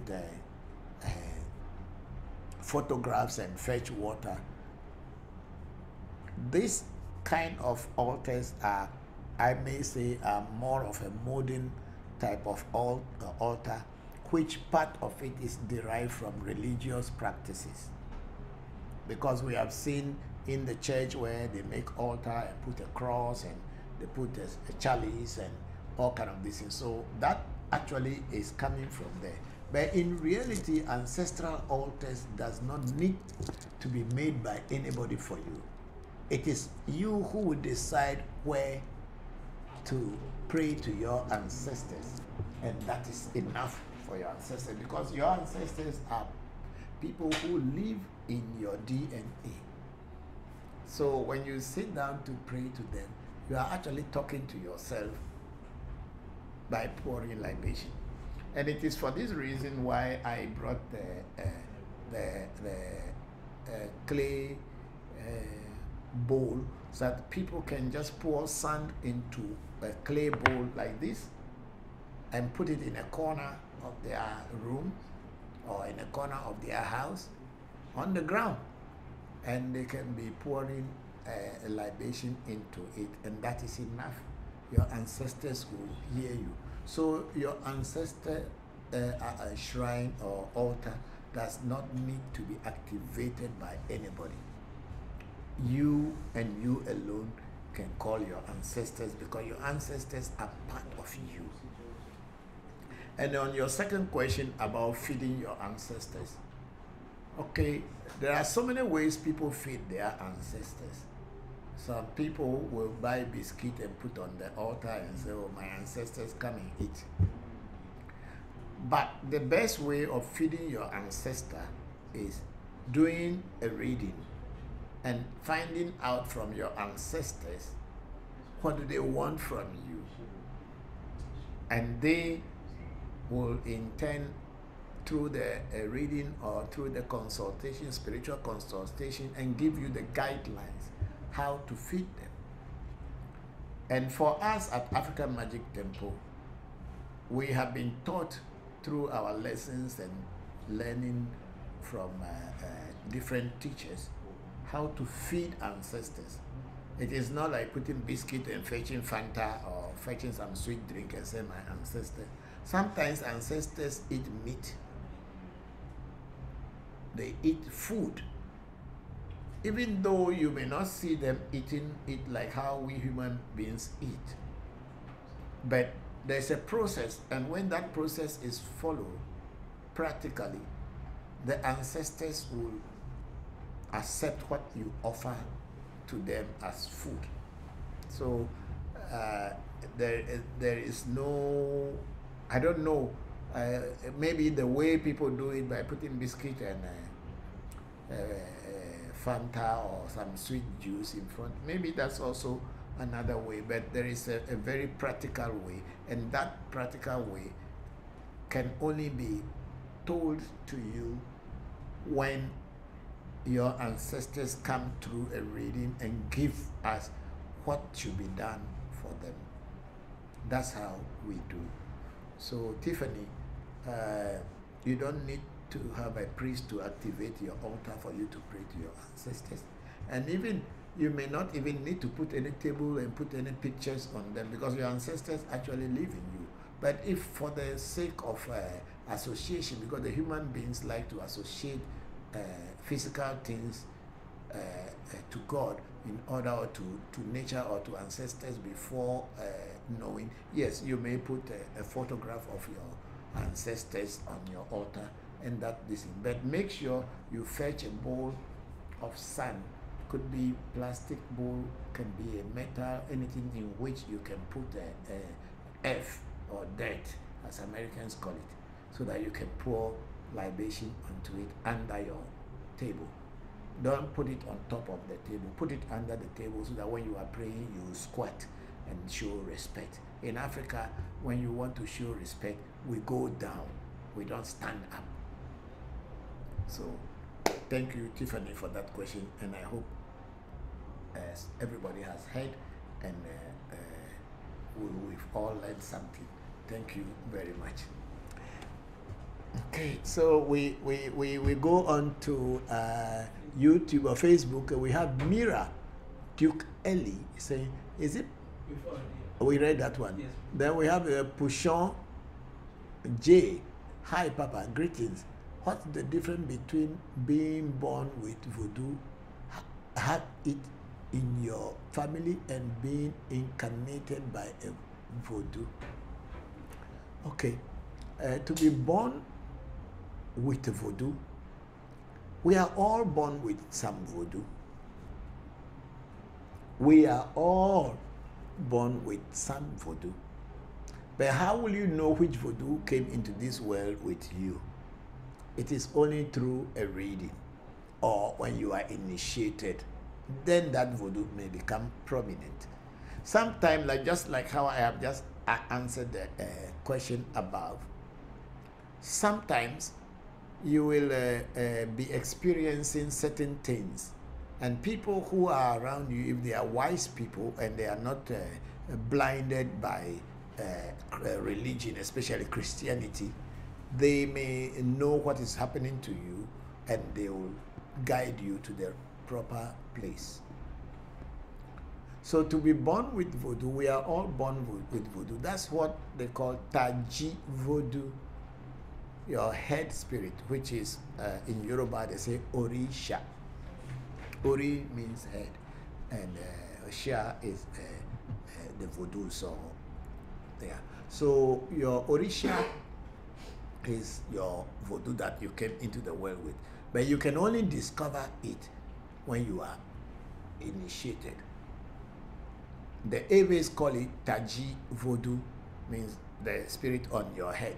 Some will have Togbe Ade or the hunter spirit as their Taji voodoo. Some may have Mamiwata as their Taji voodoo. Some may have voodoo da. Some may have Hebiaso voodoo. Some may have all Togbe Zikpi, or all kind of things, or all kind of energies can be your Taji voodoo or your Orisha. You need to know this one through a reading. However, the other question you are saying, if you are incarnated as a voodoo, that one I have not come across it plenty where somebody has a voodoo has incarnated as a human being.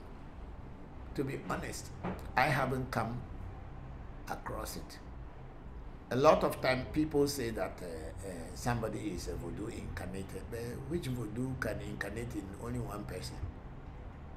The voodoos are universal energies and they are everywhere. So why should you as an individual incarnate as a voodoo? Then you are going into religion. It's only religion they see people who incarnate as some god, and then people start worshipping them and they enjoy that action when people are worshipping them. But in my own spiritual journey, I have never come across a person who has been incarnated as a voodoo that has incarnated in the form of voodoo. But I have been hearing people even on my program saying that they themselves, they are voodoo born, they are incarnated as they incarnate. I don't know which the voodoo incarnated in them, but the truth about my understanding of this is that You can have a voodoo that comes into this world with you with the sense that the voodoo wants to express itself or do its work. That's where the Taji voodoo comes in. But the human being incarnating as a voodoo or a voodoo incarnating as a human being, I have not yet come across it. That doesn't mean that people do not come into this world with spirits following them. Spirits follow us when we come into this world, and they will take us out among the Lord and let us do their work. Or God will take us among the Lord and let us do the work. But I don't think I, who is here, I am an incarnation of any voodoo. And if I am, which voodoo am I the incarnation of? So, Pushon, yes, people may say things, but those of us who have been on this field for many, many years, we know what we are talking about.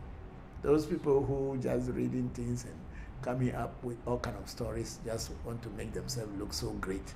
They will tell you, I am a voodoo. Okay, whichever voodoo they are, you have to ask them and let them tell you which voodoo they incarnate. But for me, in this long journey, I have seen so many Indian gurus who say they are incarnation of other greater gurus who had passed on.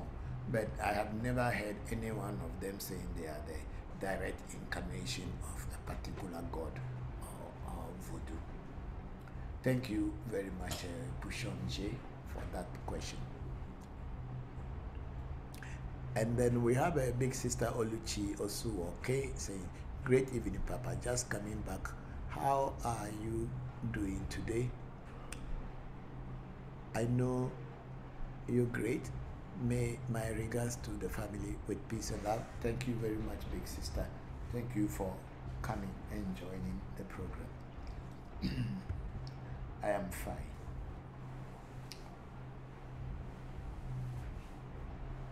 Okay.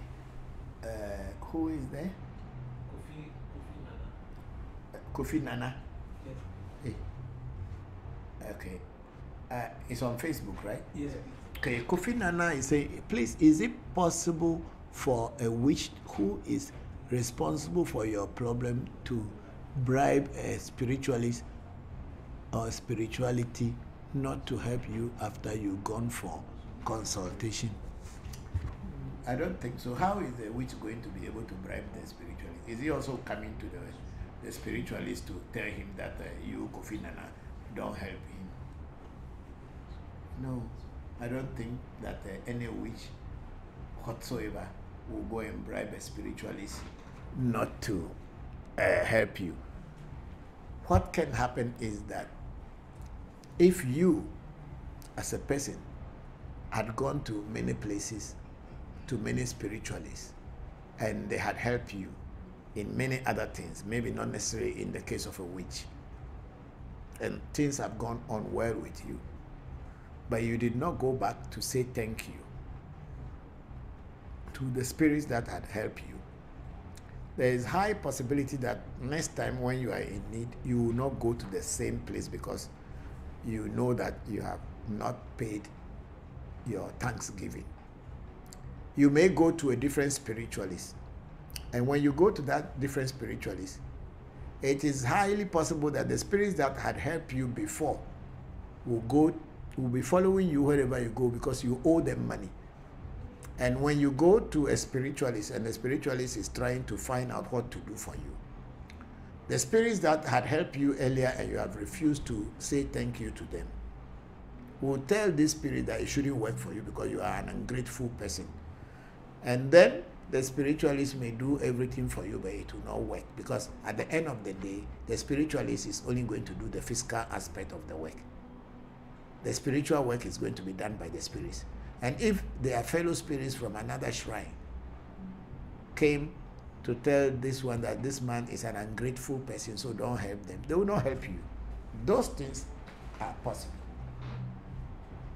But a witch coming to tell a spiritualist that they are bribing them, I don't know.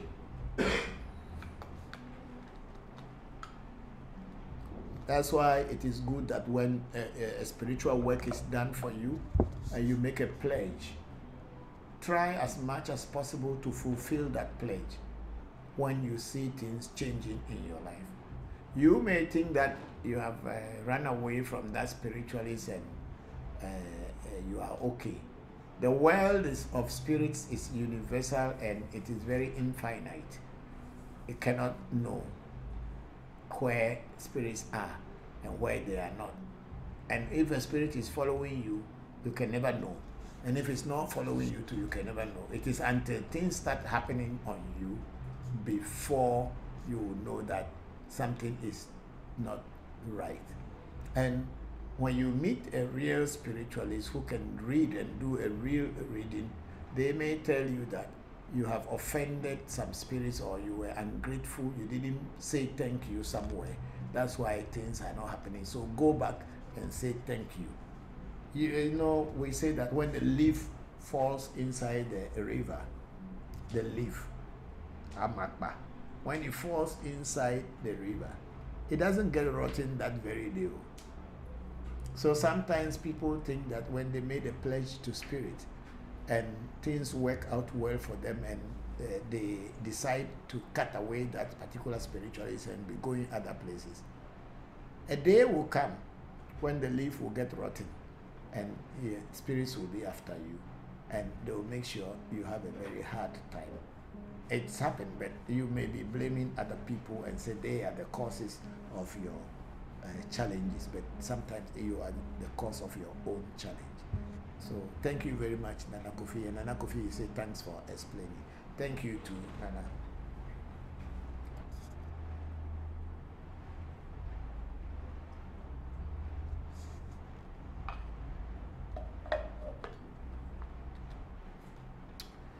Okay, we have KP there saying, hi, Papa. It's Kwabena from Princeton. Hello, Kwabena. Here. Blessings to you and the AMT team. I've been having trouble with my phone, but once fixed, I'll be in touch. Blessing. Thank you very much, Cobra. I hope you are enjoying today's lessons. My regards to Ada. Thank you very much.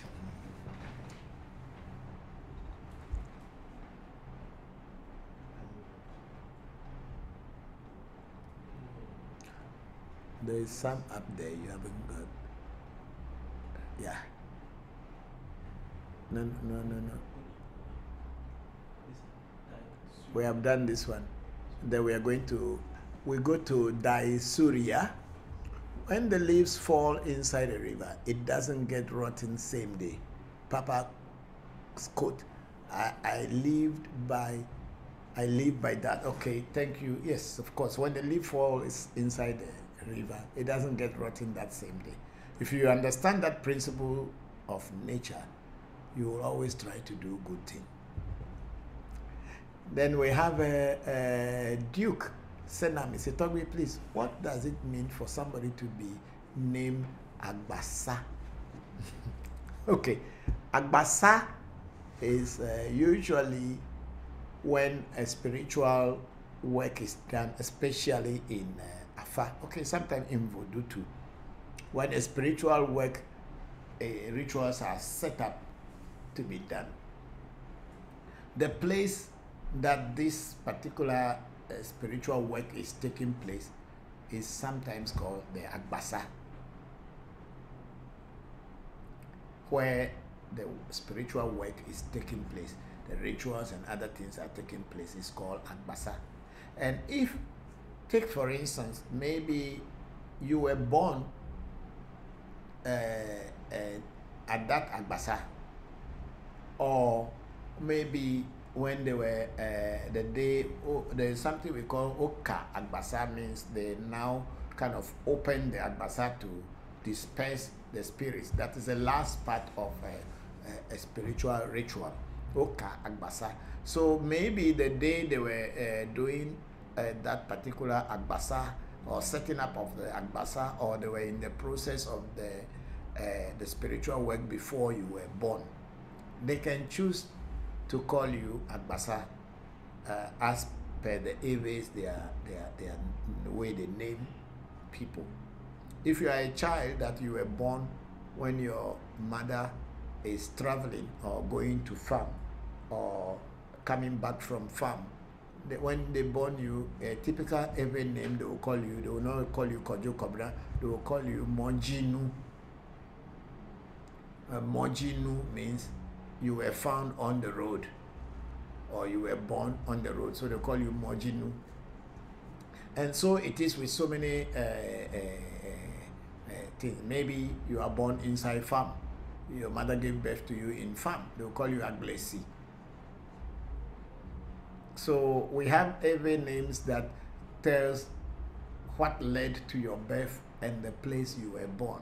So there is a possibility if you are called Agbasa, it is either you were sick and they were doing some spiritual thing that time and they brought you to that Agbasa and then they healed you. So they can change your name from the normal name they were calling you and call you now Agbasa, or they will add that Agbasa to your name.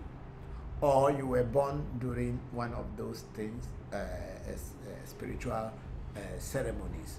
So you must go back and ask your parents why the name Agbasa, but it has to do with a spiritual event. Otherwise, that name cannot come. It has to do with some spiritual event. Even if you were not born directly at the Agbasa, you may be born in the hospital, you may be born in the room, but maybe that time the priests were at Agbasa when you were born, so they can choose your father and your mother or your grandfather or people who were close to your birth can choose to call you Agbasa. Thank you very much, Duke Senam. And then we have Sly G. Say, what is Sebla? Among the Voodoos to hide the truth, and why, please? Sebla is betrayal. If I want to, the English word that I can use is betrayal. That is what Sebla, or when people plan evil against you, is called Sebla. So you are saying, what is Sebla among the Voodoos to hide the truth, and why? Voodoos don't hide the truth. Unless the voodoo is a voodoo that is supposed to be a voodoo of lie, then maybe then that one can do. But voodoos do not hide the truth. If the person who is doing the reading for you does not know how to do a reading, they may say that the voodoos are hiding the truth. Yes, it's also sometimes you may be asking a question to a voodoo and the voodoo will not answer, depending on how you ask the question. Or maybe you yourself, you know the truth already before you are again asking them to confirm it. And if they choose, they will tell you they don't know. And this happens very much in Afa reading. When everybody knows that this person has got a broken nose. And then you ask Afa, is that man having a broken nose? Afa will tell you, no, he's not having broken nose. Don't you have eyes? So voodoos do not have Sebla. Sebla is usually among human beings. But if a voodoo has gotten a Sebla against you, then you know that there is something that you didn't do well, or something that you have gone against certain rules of the voodoo or taboos. That's why the voodoo will get angry and then deny you its help. Yeah, that's how I can say it. But in general, it is human beings who are always having Sebla against other human beings. Sly G, thank you. Then we have a GNG plant. Where is your temple located? Our temple is on the Spinters Road in Accra, Ghana. Then we have Karen Yale. What is the difference between Afa and Ifa? Okay, Karen Yale. The difference between Afa and Ifa is that they are the same. But Afa is of the Ewe and the Four people. The Ewe people of Togo, Eastern Ghana, Volta region, and Benin. We call our own Afa. And I believe strongly in some parts of Nigeria, the Igbos and the other tribes, apart from the Yorubas, they also call their own Afa. And the Yorubas, they call their own Ifa. But the truth about it is that the Ifa, if the people are using the the mages or the polis or the odus of Ifa, then it is the same. Only the cultural backgrounds are a little bit different and the stories are a little bit different, tailored according to the culture in which this discipline is. So Ifa and Afa are the same thing. The Yorubas call their own Ifa, and other people, like we the Aves and the four people, we call our own Afa. But we are all using the same Yoruba mages as we go according to the this, but it's been adulterated and to fit and suit our own language. So Karen Yale, that is what is it. And the GH boy said, please, is it possible for a witch to bribe? Okay, I have answered that question already. Then Karen Yaile says, hello, Papa. Yes, Karen, that's what I've just answered your question. And then we have Andrew. Papa said, good afternoon. Good afternoon, Andrew. Thank you very much. And then we have Daisuria. Good day, sir. Hope I'm not late. Oh, no, I've just answered your question. I think the TikTok, is there any way for you people to turn the questions to start from what comes first than coming from the bottom? That's how No, but in, okay. Because some things come and then another come and we read what comes after the first one before getting to the first one. I see. And then we have a Sly G again say, I greet you, sir. Hello, Sly. Thank you. I think I've just answered your question. And then L222 we say, what exactly does libation do for the ancestors in the spiritual realm? The libation is the connection between you and your ancestors by remembering their memory. So it is actually doing something good for you, not for the ancestors. It is you, the human being, that the pouring of libation is doing for. It's not for the ancestors. Because the ancestors, they are lying there, whether you call them or you don't call them, they are there. So when you keep calling them and pouring libation for them, then they can now understand that there is a human being who is calling them, or paying homage to them and calling them, so they will turn their face towards you. So it is not that it's doing for the ancestors, but it's doing for you, the human being who is calling them. When you call them, you don't call them, they don't care. It's up to you. It is you who is in need. That's why you pour libation. They don't pour libation. So it's up to you. So it is not the ancestors that need your libation. It is you who need the ancestors, and that is the way you awaken them. Thank you. And then we have a Prince. I need consultation. Hello, Prince. Go into our profile and pick our number and book an appointment. They will do a consultation for you. Then we have a Muhammad here. I want to know whether I can get chance to travel to abroad, and if that's so, how is it possible? Muhammad, I don't know you. You don't know me.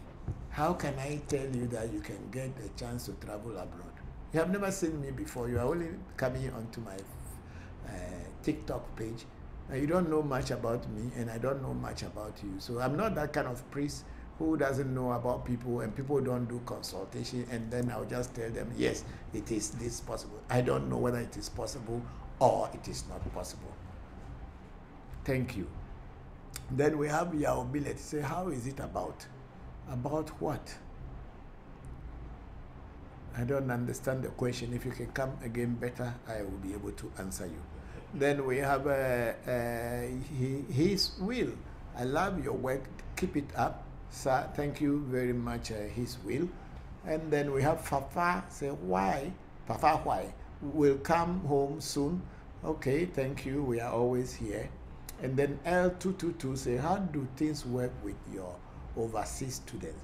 Does the remote learning work well? I think you better ask the overseas students. I have so many overseas students. They will tell you better whether what I am teaching them is working for them or is not working for them. There are so many of my overseas students on Facebook and on Clubhouse, YouTube, and all others. So I think they may be the right person to tell you how it works with them. However, we teach everybody everywhere, and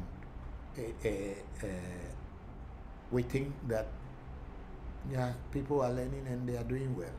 But you should ask the students, they should be able to tell you better. Because if I am saying it, it will be more like I'm just blowing my horn. So ask my students if my teachings, even though they are far away, are they benefiting?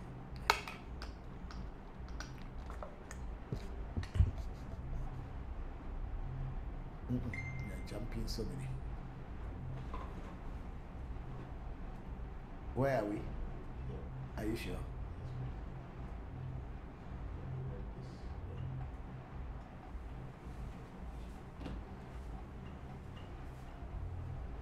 Okay, so we have a Ajiman,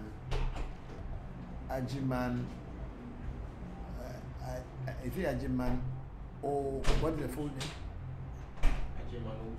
Ajiman Owusu. He said, I'm new here. Can I please know what is going on here? Mr. Ajiman Owusu, what we are doing here is we are talking about our African traditional spirituality, and especially Vodou of the Ewe people. That's what we are discussing. Did they give food to the birds? Yes. Okay, thank you. Then we have Leon say, please, can you pour libation on your window sill? You can pour libation anywhere. If your window is where you want to pour it, it's up to you. And then we have L222 say, can someone's spiritual gift be stolen? Stolen by who? And who know which gift you had before they will steal it? No one can steal your spiritual gift. If you yourself, you don't know how to work it out, that is that. No one can steal your anything. If the person can steal it, why he cannot make one for himself? Okay, we have a slide. Thanks so much for clarifications. You are welcome. And then we have Duke Senam. He said, thank you very much, Tommy, for the explanation. I'm grateful. And thank you to Duke. We are very grateful to you too for that question. Then we have Jay Gray. He said, do you conduct one-on-one teachings? If you are in my shrine, of course, I will have the time to teach you. If you come as a student, yes, I will teach you. I teach people one-on-one when they are in my presence. But I don't go online teaching people one-on-one unless the person is already my student and wanted to know more or to have some clarification about something. Yes, I will do that. But someone who is not my student, I can't go online and be teaching you one-on-one. That's not my mission. Then we have Mbonu 123 saying hi, and then we have K9 Vision Rico. He said, Ayi Bobo, Baba. Hello, Ayi Bobo. Thank you. Then we have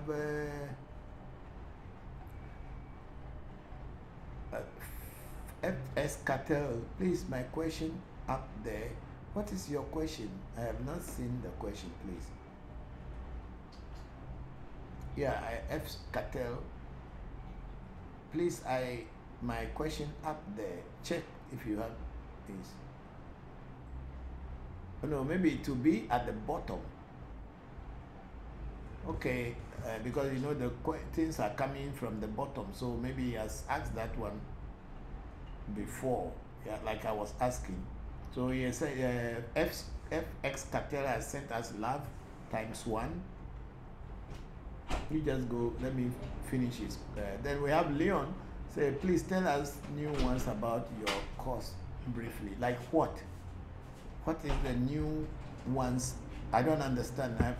What do you mean I should tell you a new ones about my course? I don't know. You ask me a relevant question that I can answer. I should tell us new ones about you the new ones. Okay, like tell us the new ones about your course briefly. Oh, we are only teaching Voodoo here in Ifa or Afa. That's what we teach here. And then Ajima also said, is it a society that I can join? No, it's not a society that anybody can join. It's not a lodge, it's not a cult, it's not anything. It is just an online teaching school where we teach every Sunday about our tradition, and people ask questions and we answer the questions. There's nothing to join. However, if you have some challenges and you want the shrine to help you overcome the challenges, we will do a reading consultation for you and we'll tell you what to do. Okay, let's and then I say, okay, thank you so much, you're welcome. And then this one we answered that one. Then we have FS Cartel sent as a love ×1, and then Anjiman also is say, how can I become a student? You can contact the number and then they will set up an appointment for you so that they will tell you, you make your enquiries and we'll see. The FS Cartel sent us another flower and another flower again. Thank you all very much. FX Cartel GH, we are very grateful. Then we have L222 in initiation. If the spirit wants to give the person with something, can the priest not do it? I don't know what the spirit will give you in an initiation. Please don't misunderstand our spiritual practice with scammers and charlatans. There is nothing the spirit is going to give you. I have not come across any initiation where spirit want to give something to anybody. Not in real spirituality. Those are people who are not spiritualists and who are just creating like religion and trying to tell you like that, or the spirit want to give you this. These are lies. Spirit don't give you anything. They'll give you the wisdom and knowledge. That's all. So what do you think spirit will give you? Something physical from where?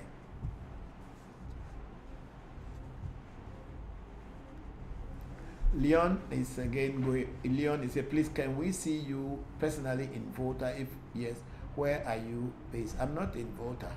I am from Volta region, but I live in Accra. That's why my shrine is in Accra. I don't live in Volta region. So unless I come to Volta region to do something and you meet me, then that is that. But I'm not living in Volta, so there is no way you can see me in Volta region. Thank you.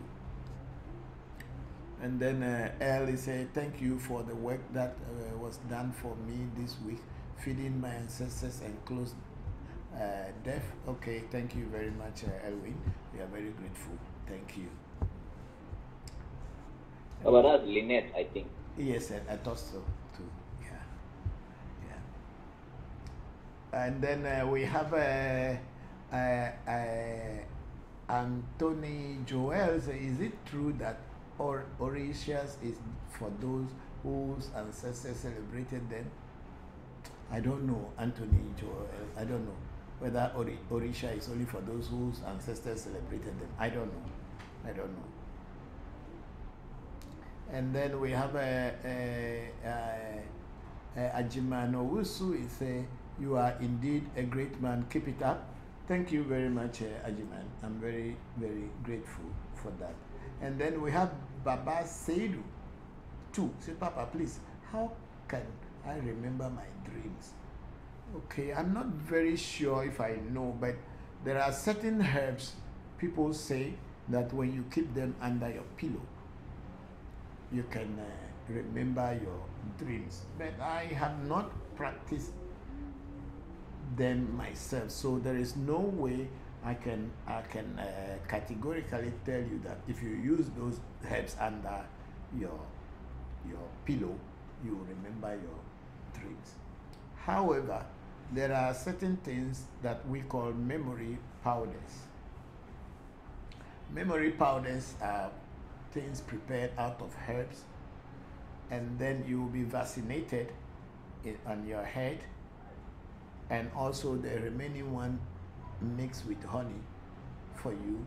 They will give you, and you'll be initiated into it. It's not just vaccination, but you'll be initiated with some powerful incantations, and these incantations should be able to help you to remember many things that you cannot remember, not only dreams.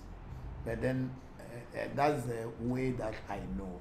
The ones that people say they put herbs under, because I have not practiced it myself. If I teach those herbs and you do it and you don't gain, I will look like a liar. So it is better I don't tell any herb than to tell you what I know. Thank you very much, Papa Seed. Then we have Surya. Papa is a spiritual teacher. Papa is a spiritual teacher. Thank you very much, Dai Surya. Then Dai Surya say, Papa, thank you. Leon said, those of us who don't know where in Accra, please, we are on the Sprinters Road. We are on the Sprinters Road in Accra.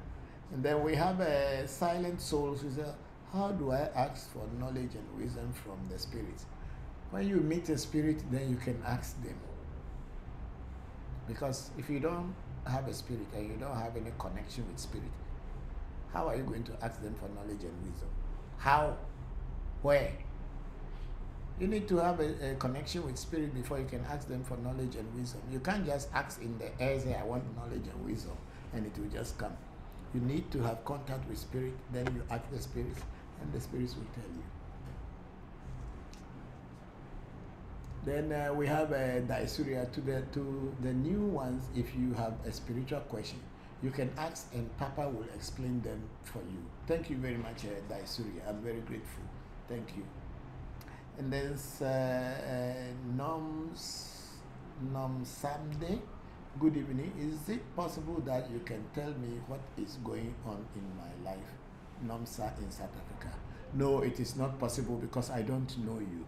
So I cannot tell you what is going on in your life. Then we have a silent soul. Say, how do I connect or contact the spirit? When you meet a spiritualist who have a knowledge of connection with spirits, he will introduce you and teach you how to contact and connect with spirit. It's okay, leave it. Leave it, leave it.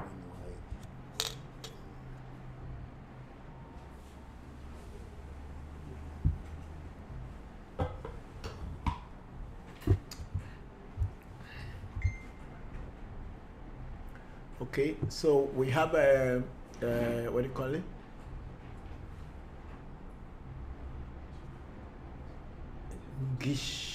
Gislade? Is that Gislade? Eh? Yes.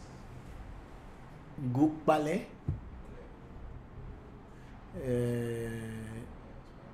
Hola. Oh, this is in Spanish. I don't know how to read Spanish. Unless you people use a translator. Or they mix it together. Some part is English. No, I just translated it. You translated it. Okay. Say, hello everyone. My name is Marie Louisa Spain, but I currently live in France. I suffer from a death sentence disease, throat cancer. Okay.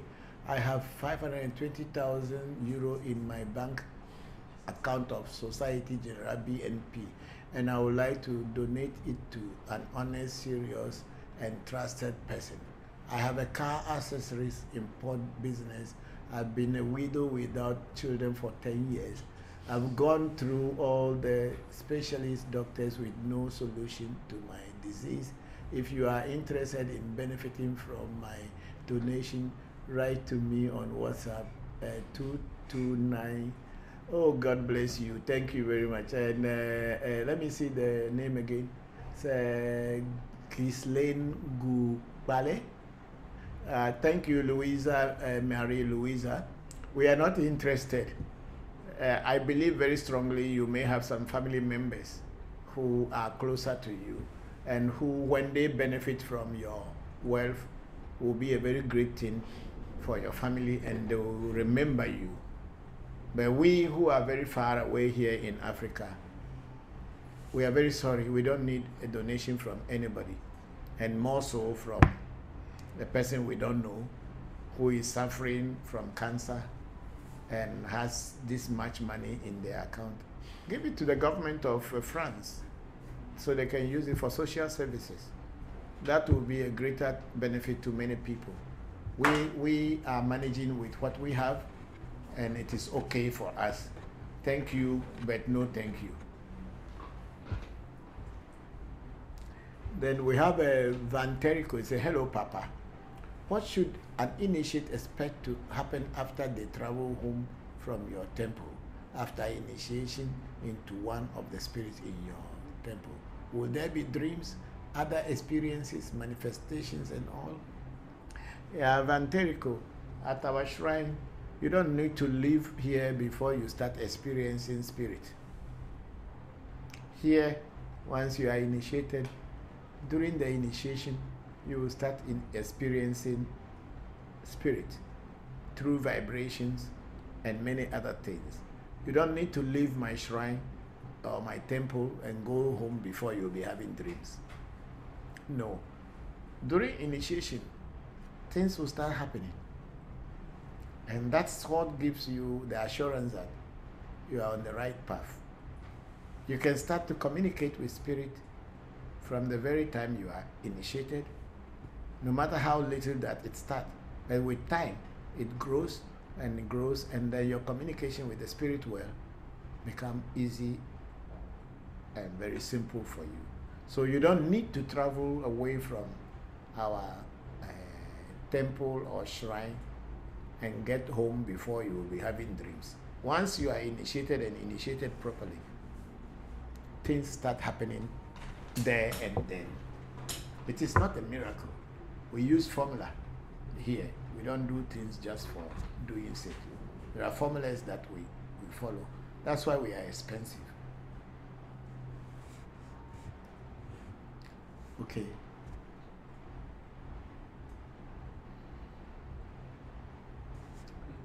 Then we have a Pouchonjier saying, please, Papa. Or is there something else there? Okay. Pouchonjier says, please, Papa, if you have taken afar and you have 2 or 3 head voodoo, is it necessary to initiate into all your head voodoos or just be a priest of one if you choose to? When you are initiated into afar, does not make you the priest of your head spirits. No, that is not what we do here. It does not make you the priest of your head spirits, whereby because most people have more than one head spirit. You will only be told that this spirit is in your body or is in your destiny. This other voodoo is also in your destiny. And you will be given some guidelines in order to follow. Like people who have Togbe Ade, or the hunter's spirit, or which the Yoruba call Ochosi in this thing. Such people are not supposed to kill, they're not supposed to shoot guns most of the time. And also, they are not supposed to eat animals that were killed in a game or killed by a gun.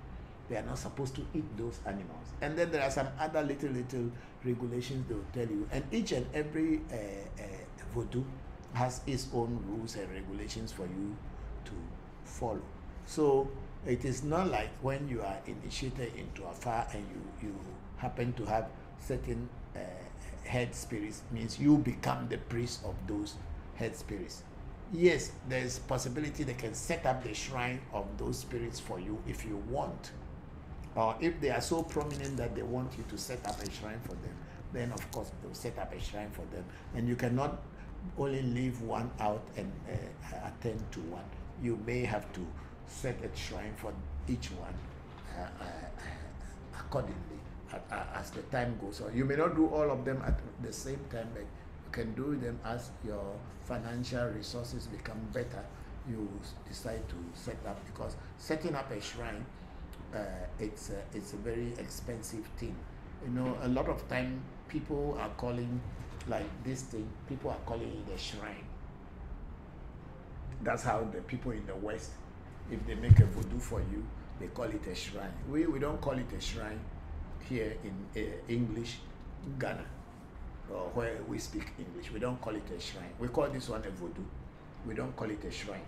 A shrine will be the place where I will place the voodoo. A shrine will be where I will place the voodoo, but the voodoo is not called a shrine. Unlike how many people are calling their voodoo shrine, we don't call them shrine. This is not a shrine. This is the voodoo. And where I will place the voodoo will be called the shrine of the voodoo. So to set up a shrine is different from setting up the voodoo. But in most cases, it is when they are setting up the shrine for you, that is the time they will set up the voodoo and then make the shrine for the voodoo to be there to work for you.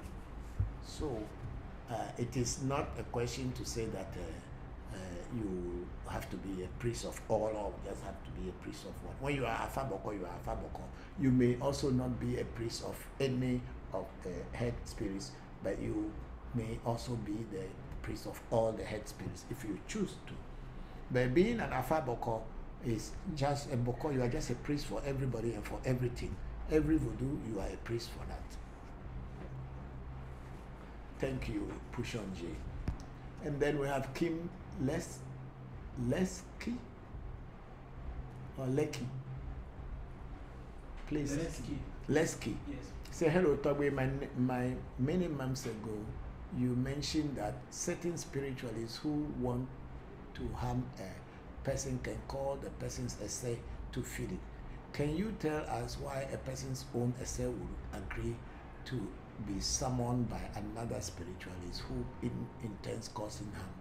If you are not able to take care of your say properly and your say is weak, that is when someone can summon your say and your say will agree. But if your say is properly taken care of by knowing how to do a say, setting up a say, getting initiation and making your essay strong, when anybody call your essay to feed it, your essay will tell them that it's not hungry. But if you are not feeding your essay, you are not feeding your anything, when, just like, let me use the analogy of a dog. You have a dog in your house, and the dog is always there, barking and kicking people away. And you don't feed it. You don't give it water. You don't even look at it as if it means anything to you. When thieves come and they throw meat or food to the dog will run and go and eat the food. And the thieves can have access to stealing you or doing whatever they want to do to you, because you have not taken care of your essay. If you have not taken care of your say will be weak, and it will be weak enough for people to compromise it. Thank you.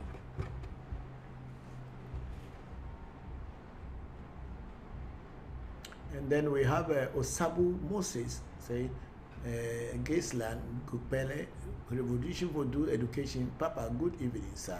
Please, I think this person is a scammer, but it's stand to be correct. I stand to be correct. Of course, he's a scammer. We are not interested in those kind of things. So we grow past this thing. He's just fishing, trying to throw a hook into the water to see if we can catch some fish. So we are above this thing. We don't need help from such people. They are scammers. They are thieves. They thought that everybody is gullible and is looking for money. You have money about 520,000 euros and you are still coming on Facebook. Are you serious? You have money, 520,000 euros. And is it Facebook that you come and look for who to give it to? Be serious. This African Magic Temple is not a baby shrine. If you think that we are people who are so gullible and stupid and we don't know what we are doing, you make mistake. We know exactly what we are doing. and we are well educated. We are not stupid people who are just talking things for talking sake. So please. Then where are we now? We have Mike Demonic. Greetings. Can twins be initiated differently? Of course, why not? Twins were born separately, even if they were twins. Didn't one come before the other? So why can't they be initiated separately? Let's go on. Gadia Ngadli. How to get initiated? Please contact our number, and you ask for enquiries. They will explain to you. Then we have the Isuria. Papa, is there a way of opening or activating alligator pepper? Yeah, there's a way that we open the alligator pepper, but there is a way, and there are some words we say before we open the alligator pepper. But then it's not something I'm going to be saying on a social media. If my students are learning from me, I taught them how to open an alligator pepper before using it for spiritual thing.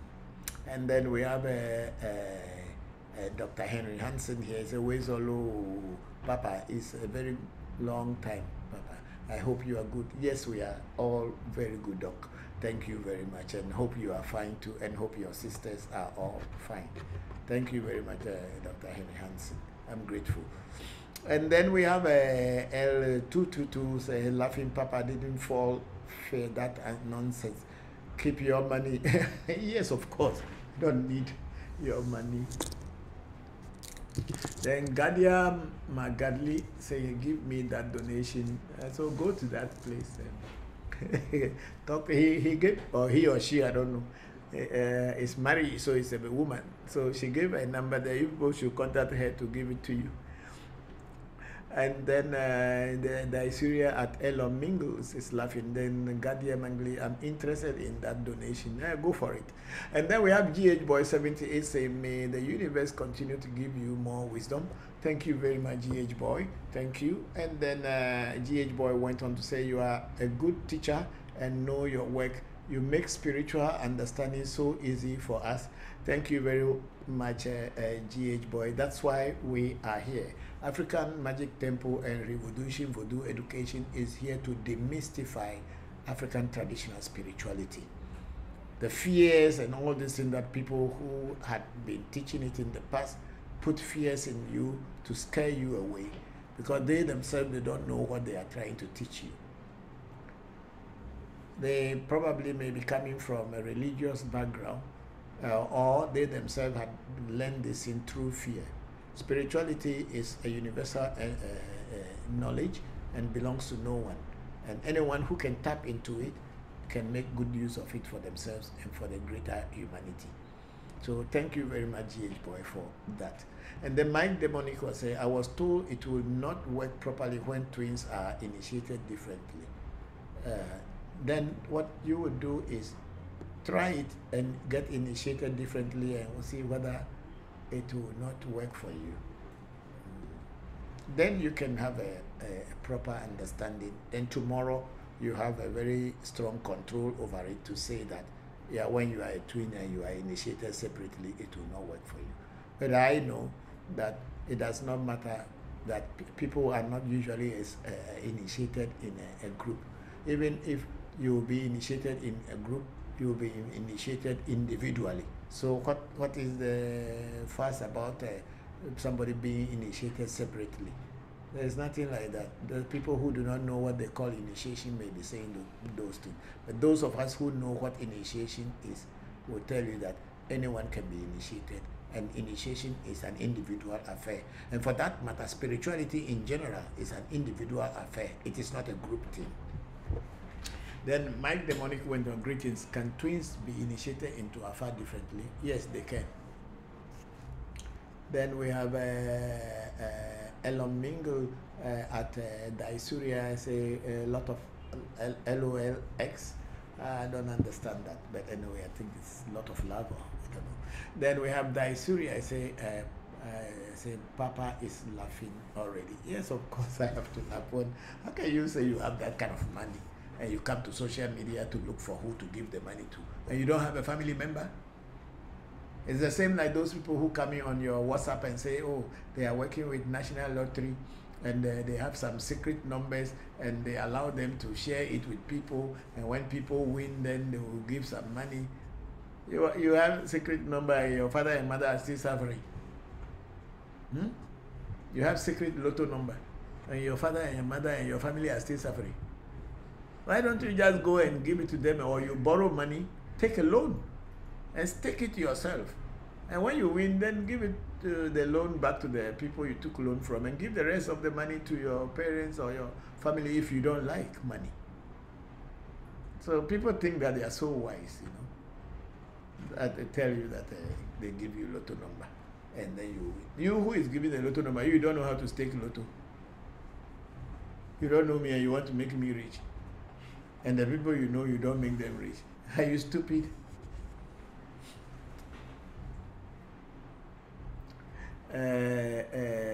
Daisuria is saying scammer. Yes, that person is a scammer. Then we have Gadlia Magdili. Say how to connect to my ancestors and ask them for wealth. Get to a spiritualist who knows how to connect you to your ancestors. That's what I can say. And then Mike Demonic is at Williams Peters. And then Mutoni Kabanda. See? Kamanu. Kamau. Mutoni Kamau. So what about the rituals during the new moon? I don't do new moon rituals because in my Ewe voodoo, we are not using astrology.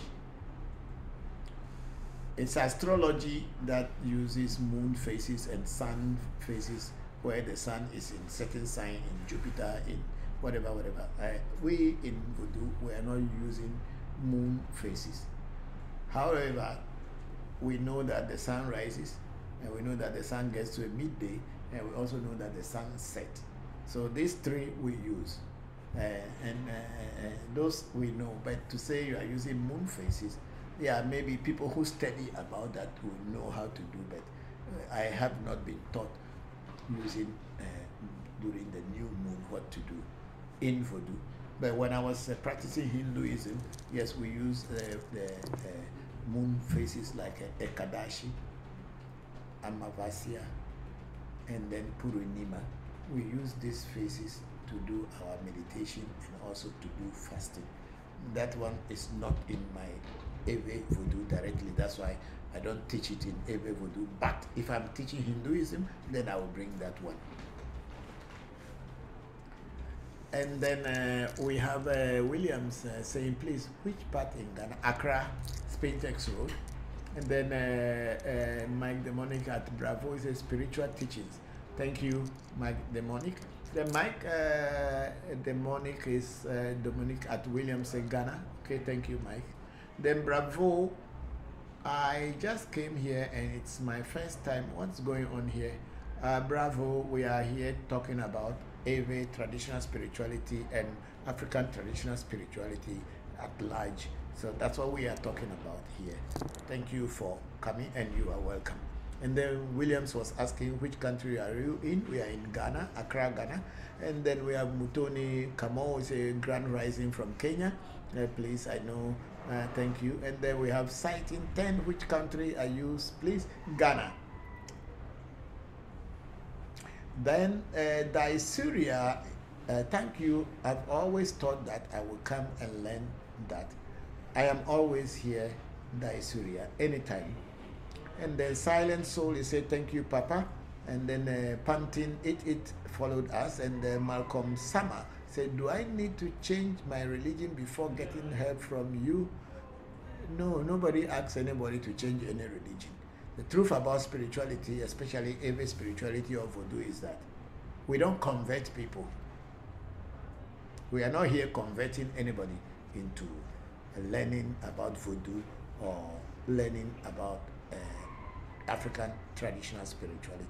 What we do here is to demystify the notion and the understanding that African traditional spirituality is evil, is devilish, just because it was not brought by the white man or it was not brought by a foreigner to our land. So we are trying to explain and tell people what our tradition is.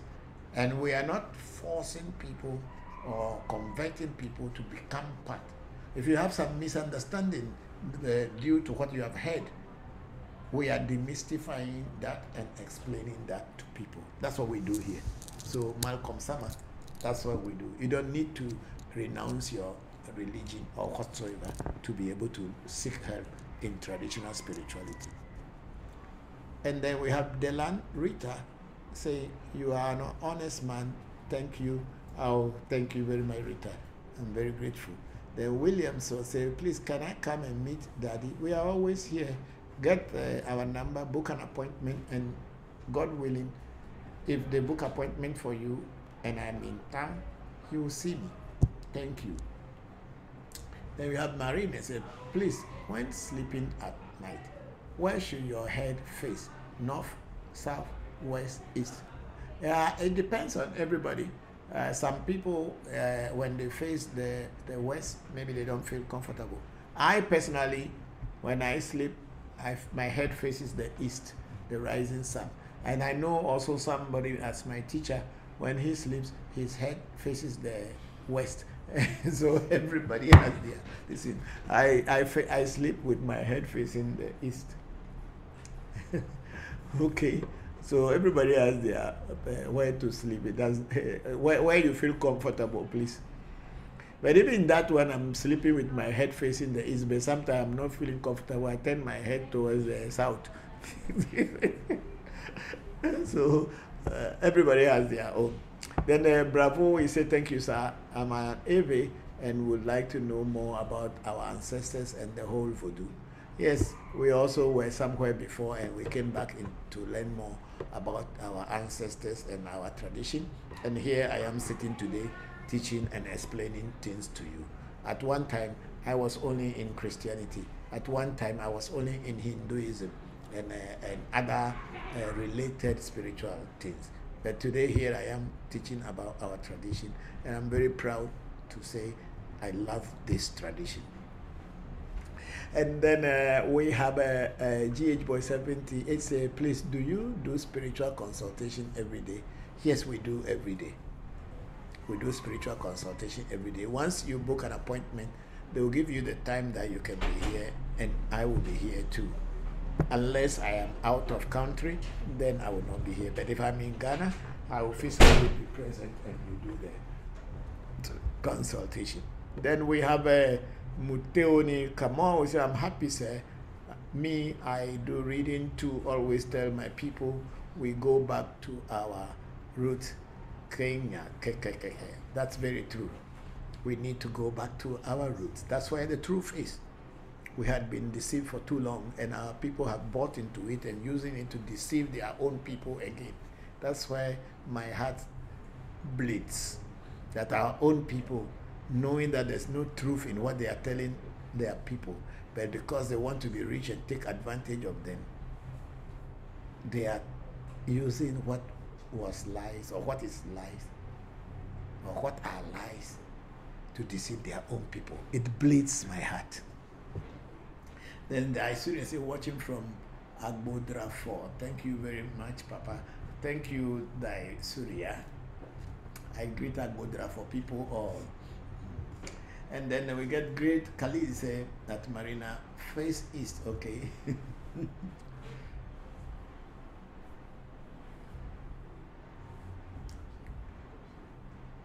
Where are we? We have Bravo. Do you have some group or something? No, we don't have any group.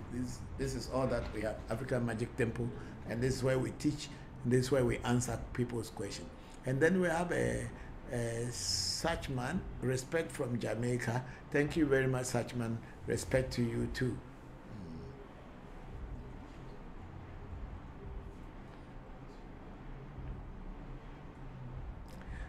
Okay, we have our sister Charlotte Panel again. I'm an overseas student, and Papa's teaching and services have greatly helped me. He is a genuine and a patient I recommend. Thank you. Thank you very much, Charlotte Panel. I'm very grateful. Thank you.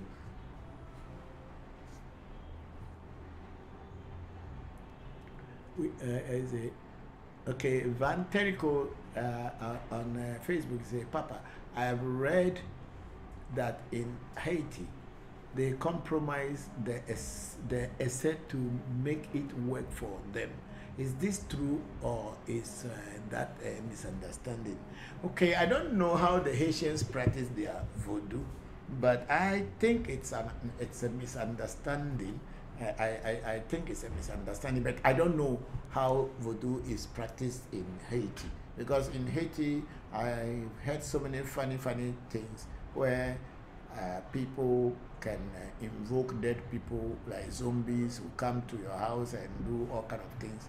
But in every voodoo, which is the original voodoo, because the Ewe people were the people who were exported through slavery to the Caribbeans and to Haiti and all these things.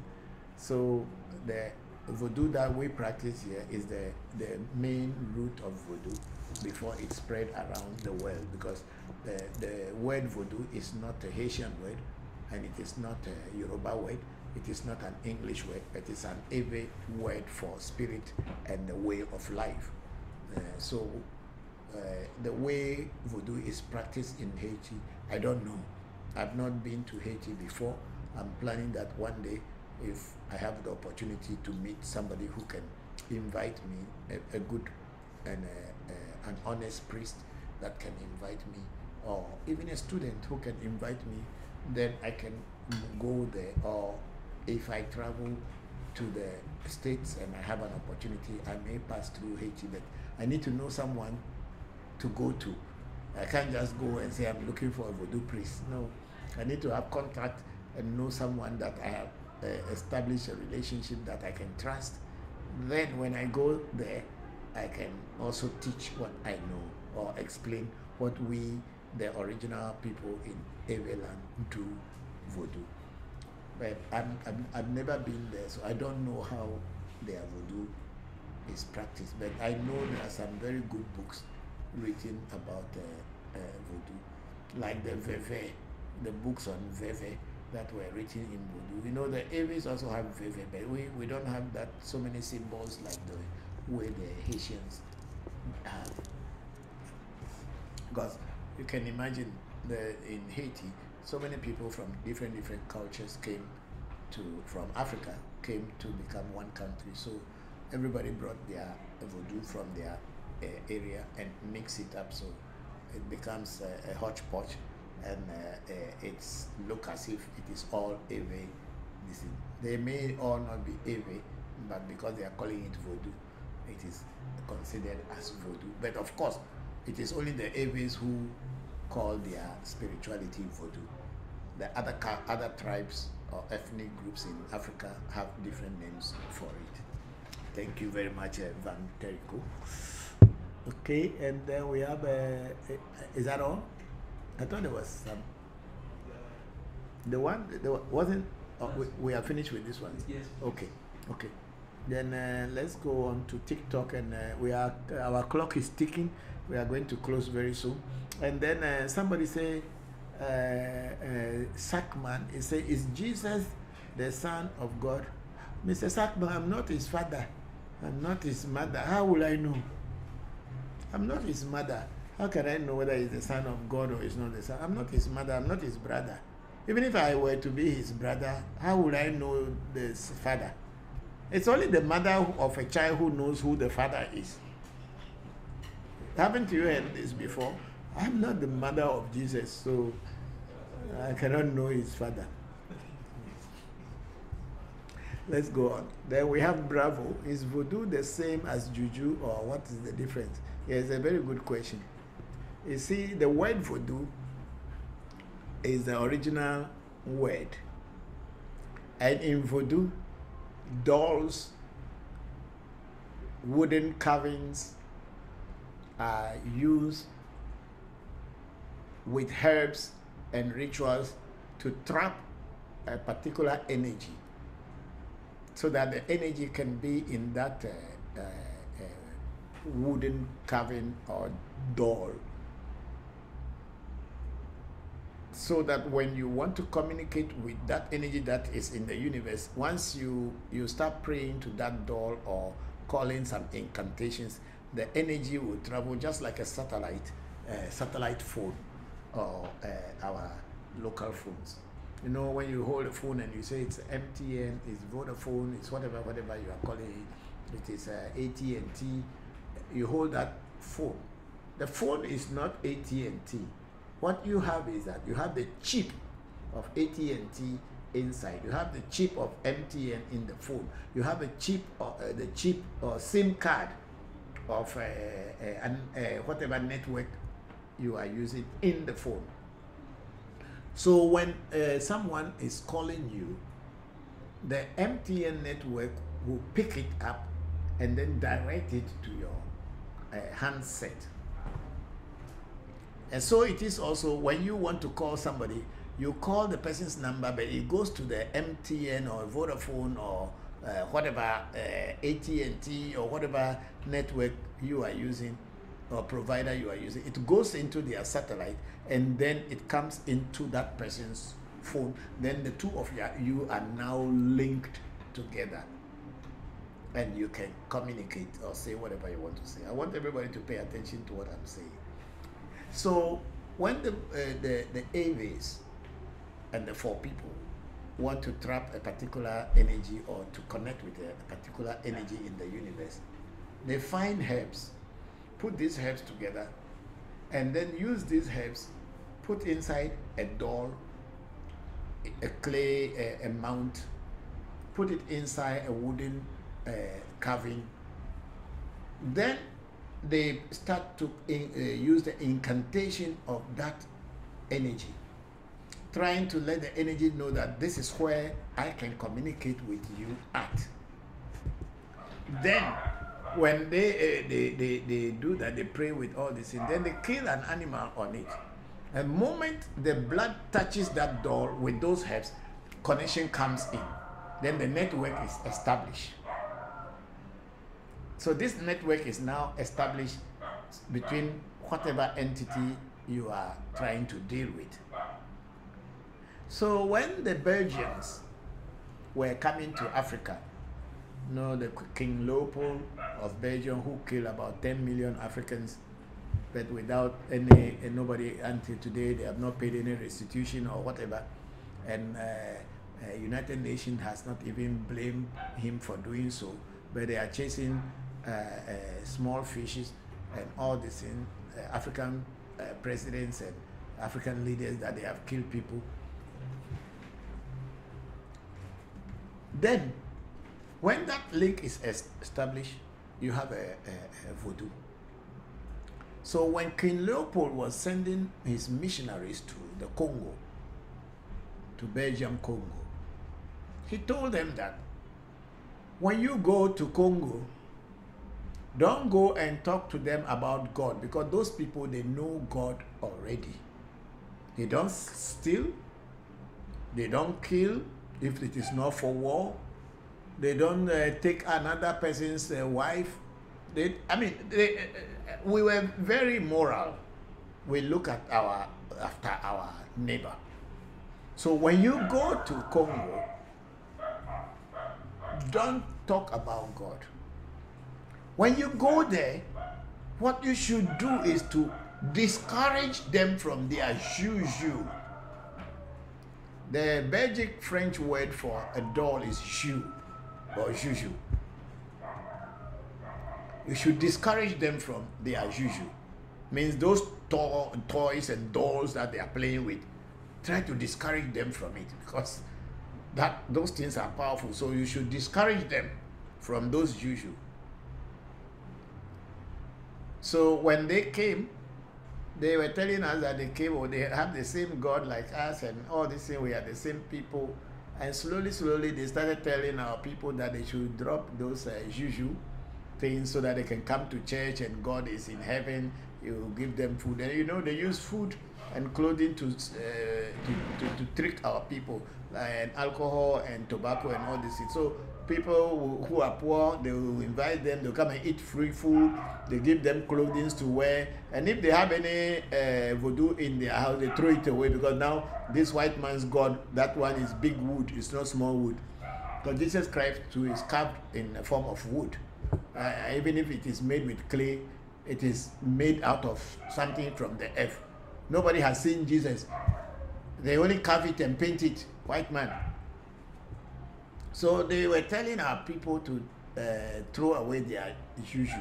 And then eventually the word got adulterated to become juju, because our people, they say, oh, he's carrying juju, and then truly now the word voodoo has becoming juju. So the word voodoo is synonymous to the word juju, in the sense that voodoo uses dolls and materials created in nature to represent an entity. So the word voodoo, the white man's way of calling it was juju, and our people finally adulterated it into the word juju. So we don't even know what juju is anymore. But if you are coming to our local language, we have voodoo, which a throne, and then we have joker, which is only words. And once that word is said, we don't have anything anywhere that is mounted or whatever. The day they initiated you, they give you the incantation. You drink one concord of a petition on top. You get power. If you say it that somebody should fall down, you just call some name and cross your leg. The person is running, will fall down. That's what I call juju or joker. But the word juju is coming from the French word, Belgic French word, juju. So that is what it is. So, Mr. Bravo, that's what it means. But we ourselves, we don't even know what it means today. So we say, hey, the man is a juju man. Oh. Hey, the man is a juju man. Fear him. You should share fear him. But the juju that the Catholic people keep in the church, that they made so many dolls and idols and all this in. You put your hand inside, have water in front of them, then you make cross. Those are not evil. Only the black man's own. God, actually, the black man's own, his face is like that. If you see yourself, you know, say, this thing, if you joke, it will kill you. So, this is how the word juju came about. So, but then you yourself, you can also do some research on it and find out what is juju and juju. Thank you. And then we have Inayat. Say hi. Hello, Inayat. Thank you very much. Then we have Michael Weapon. Michael Weapons. May all the seen Lord bless your work, Daddy. Thank you very much, Michael. I'm very grateful. Then we have Carlos Santa. How can people become members, and are you in the USA? Carlos Santana. Is it Santana? Yeah. Carlos Santana. We don't have membership, and we are in Ghana, Africa. We are not in the US, but we have our students all across the globe, everywhere. People are learning and people are benefiting. We are in Ghana, West Africa, Accra to be precise, but we don't have any membership. Once you begin to deal with, have something to do with the African Magic Temple, you are automatically a student of African Magic Temple, and you have the right to ask questions and ask for prayers and necessary things, consultations, divinations, whatever. Thank you very much, Carlos Santana. And then we have Evans Asiedu saying greetings from Kibi. Hello, Evans. How are you? Hope you are doing well. Thank you very much. And then Michael Bid. You people, you can see it there well because it's far from me. So, Michael, what? Badges. Okay, saying evening. Hello, Michael. Evening to you too. And then we have Demetrius Demetrius said, what are the most dangerous spiritual place in Africa? I don't know. I've not been to all African countries, so I cannot tell where they are the most dangerous spiritual place in Africa. And when you say dangerous also, I wonder what you mean by dangerous. Because danger can be anywhere. Danger can be anywhere. If you go to a place that people don't like you and they want to hurt you, they will hurt you. That's danger. It does not matter whether it's Ghana, Togo, Benin, Congo, or Nigeria. It could be anywhere. So I don't know whether there is any dangerous or most dangerous place anywhere. But I don't know what that question really means. But everywhere can be a dangerous place if you don't find the right person. And then we have a Demetrius again saying happy Sunday. I think he said this one first before the question. And then we have a chat diva or Feda the Precious producer sent us an image of is it Buta? Is it pig? Japanese called pig Buta. And then we have the chat diva saying spirit. And then we go on down to Demetrius. What type of spiritual work will be not to do for a client beside not killing someone? Oh, it depends on what the shrine and the place you go. If you come to my shrine and you ask me that there is someone who is against you, so you want to attack that person, I'll tell you, I cannot do that for you. And when you come to my shrine and say there is somebody is a client in US and you want to collect money from them, I will tell you I cannot do those things for you, because if I do by scamming you, helping you to scam other people, what about if someone scam me? Will I be happy? No.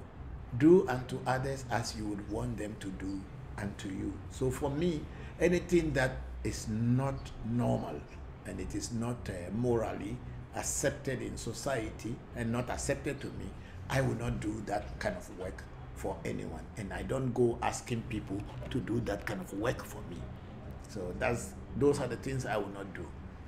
Apart from saying you want to destroy someone, I will not do that. So any other thing that is not morally accepted for me, I will not do those work for anyone. And then we have a Bullet Beats saying this man is saying something great that everyone should listen. Thank you very much, Bullet Beats. And then we have L again. Are men and women equal in spiritual work? Can some spirit not work with women or men? Men and women are equal in spiritual work. There is nothing that stops women from doing a spiritual work. However, there are certain spirits that will not attend to a woman when she is in her menstrual cycle. But that doesn't mean that the spirit doesn't want to attend to the person, but it's only within that period that the spirit may not attend to the person. And I think even in normal times, even women, when they are in their own cycle, they try to be very careful and recluse themselves from certain things. I think that's normal, and because that is a period of purification. So spirits, there are certain spirits who don't will not attend to a woman when she is in her monthly cycle. But after that, the spirit is ready to work with the person. However, I have a friend whose all his spirits are sitting on menstrual pad. Can you imagine? He put all his spirits on ladies' menstrual pad, and the spirits are working. That's how he trained his spirits. And so it is. There are some spirits who doesn't eat pepper, and there are some spirits that eat pepper. So the spirit well is for everybody. Men and women are all equal before the spirit well. But there are certain limitations, or maybe there are certain level that a woman may cannot attain. It's not that the spirit doesn't want that, maybe the process. But any woman who can go through the process will definitely attain that level too. So 22:2, yes, we are all equal before the spirit world. Then we have Delan Rita. What can I do spiritually to make my business have profit? Delan Rita, do a spiritual consultation and find out from the spirit world what exactly is happening before you are not getting the kind of profits you want. If you do so, the spirit world will guide you and tell you things to do to improve your spiritual or your profits. That's what I know. And then we have K. What are the measures to take before joining? There is nothing to join, so there is no measure to take. And then we have Michael Vashhasky. Say, what can one do to attract favor? Do a spiritual reading and you will find the exact thing to do to attract favor. Me saying it here that go and dance, you attract spiritual favor, or go and bath inside the sea, you attract spiritual favor. I will just be saying things that I don't probably know. When you do a reading, the spiritual world will guide you and tell you what is right to do for your case. Thank you very much. I think we are done.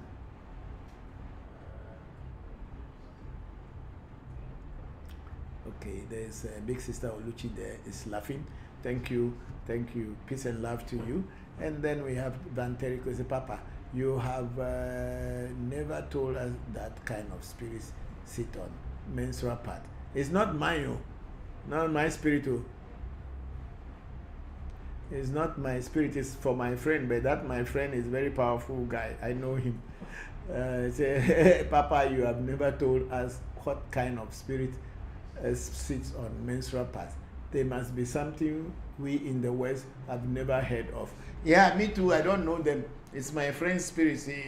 But when people go to him, he pray to them, or he does his ritual, things happen. But me, I've never asked him what spirit is sitting on menstrual pad, because I'm going to get menstrual pad and put my spirit. I'm not going to. So I don't know, but very good. But there are my friend's shrine, and he is a very known, popular spiritualist as well. We have been friends for the past 20 years, so I know him.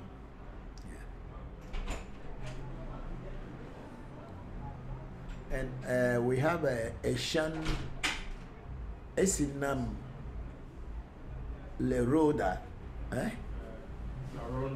La Ronda Owens Kamasa, se de kuku. Made the cuckoo. Hey, it is truth. You don't know. This world is full of things. Don't know some. Okay. Thank you, everybody. I'm very grateful to all of you. I think we don't have many questions anymore, and I am going to close the section for today. We are already 6:25, and we have reached the end of today's lessons. And Tommy, Michael Lavash, Sir Michael Vash, they say thank you, and thank you too. Thank you all and everybody on Clubhouse. I think I have Lamin, yes. I think we still have some questions on Clubhouse that I have not answered. I think yes. Please, if you finish answering the questions that are here on Clubhouse, I also wanted to ask one more question, please. Okay, no problem. So Tiffany had said thank you almost an hour ago, and then Tiffany went on to say, hello, can you speak to the significance of taking a new name following initiation? Okay, Tiffany, taking a new name following initiation is not necessary. My name had been Christopher, and I had been initiated into many voodoos until today, and I'm still called Christopher. It does not diminish my knowledge of voodoo or power or whatsoever. Taking a new name mostly is for those people in the diaspora who felt that the names that they have been using is the name of their slave masters, so they want to have an African name. So it becomes very, very important for them that they want to have an African identity. However, it does not really matter whether you take a new name or you don't take a new name. Spirits do not care what name you are using. What they care about is your knowledge and your sincerity into what you are doing. I remember when I was in India, when I was initiated and I became a monk, my name was changed from when I took my first initiation into yoga or Ananda Maga, my name was changed from Christopher to Kripadeva. And then when I started, I went to training. I was called Kamaleshwara. So when I finished my training, I became Acharya Kamaleshwara,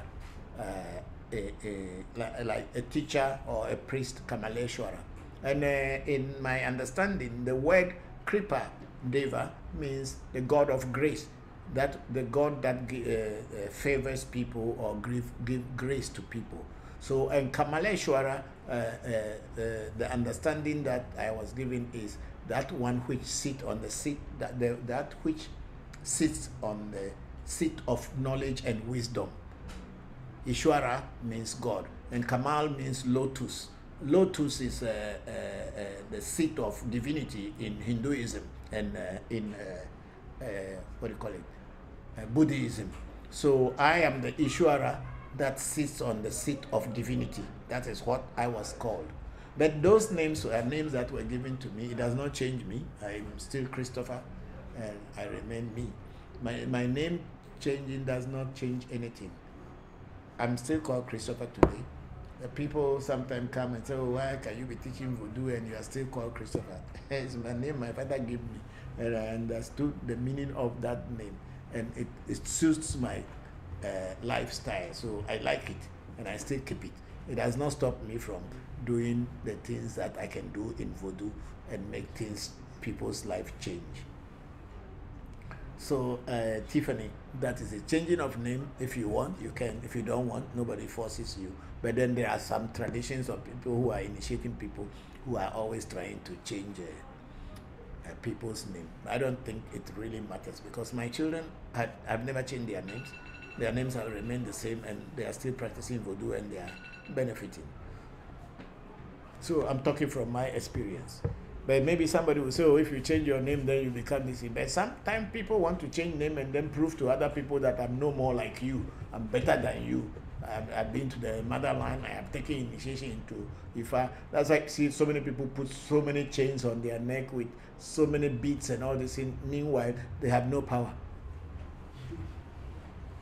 Yeah, the power is not the amount of beads you put on your neck or the amount of name you have.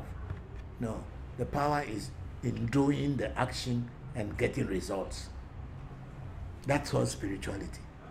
And then we have a Grand Mrs. is saying, what is the difference between Joka and Voodoo? I think that's what I've just explained over there, Joka and Voodoo. Joka is the word power, and the Voodoo is when something is created, and it also has words and all these things. So that's how it is. Juju and Joka and Voodoo, they are the same thing actually. Then we have our sister Zil Harris, a very good talk today. I enjoyed the quality of the discussion. Thank you, Zil. Thank you very much for joining. And then we have SB saying, I have one question. And the SB went on to say, please bring me up to ask a question. Okay. And the Grand Mrs. is saying, so please let SB ask a question if he is still here. That's on a Clubhouse.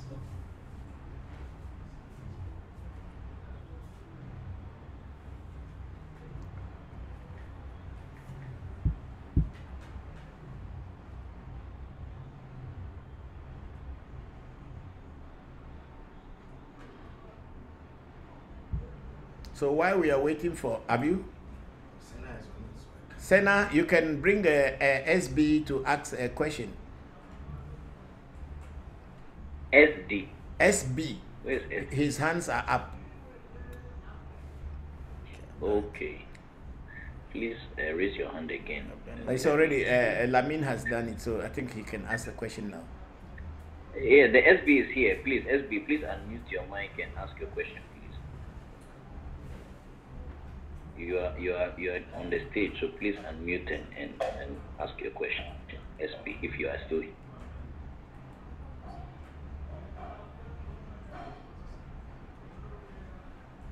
Okay, while we are waiting for SB, let me read the last ones, which is Michael Vash say thank you, and Pilo say thanks, US user 88003996 say thanks. Then Dalen Rita, what time does this live always begin? Okay, the live actually begins from 2 p.m. on Sundays. I myself will sit down after 3 p.m. depending on my engagements, but from 3 p.m. I sit down to answer. But from 2 p.m. we play videos of ceremonies and rituals and events that we had done before the Sunday, and also sometimes we play some old videos. Then after that, from 3 p.m. onwards, I myself, I will sit down and answer your questions. So, Delan Rita, that is what it is. And then we have Sam Achu, someone Achu is saying, thanks, thank you very much. And then we have J Benjamin, J or Benjamin, something shared the video. And then J546 says, thanks, your father. Thank you all for coming. So SB, go ahead and ask your question. Yes, I'd like to say thank you for everything that you do, answering our questions and sharing your time and your information. We appreciate it so much.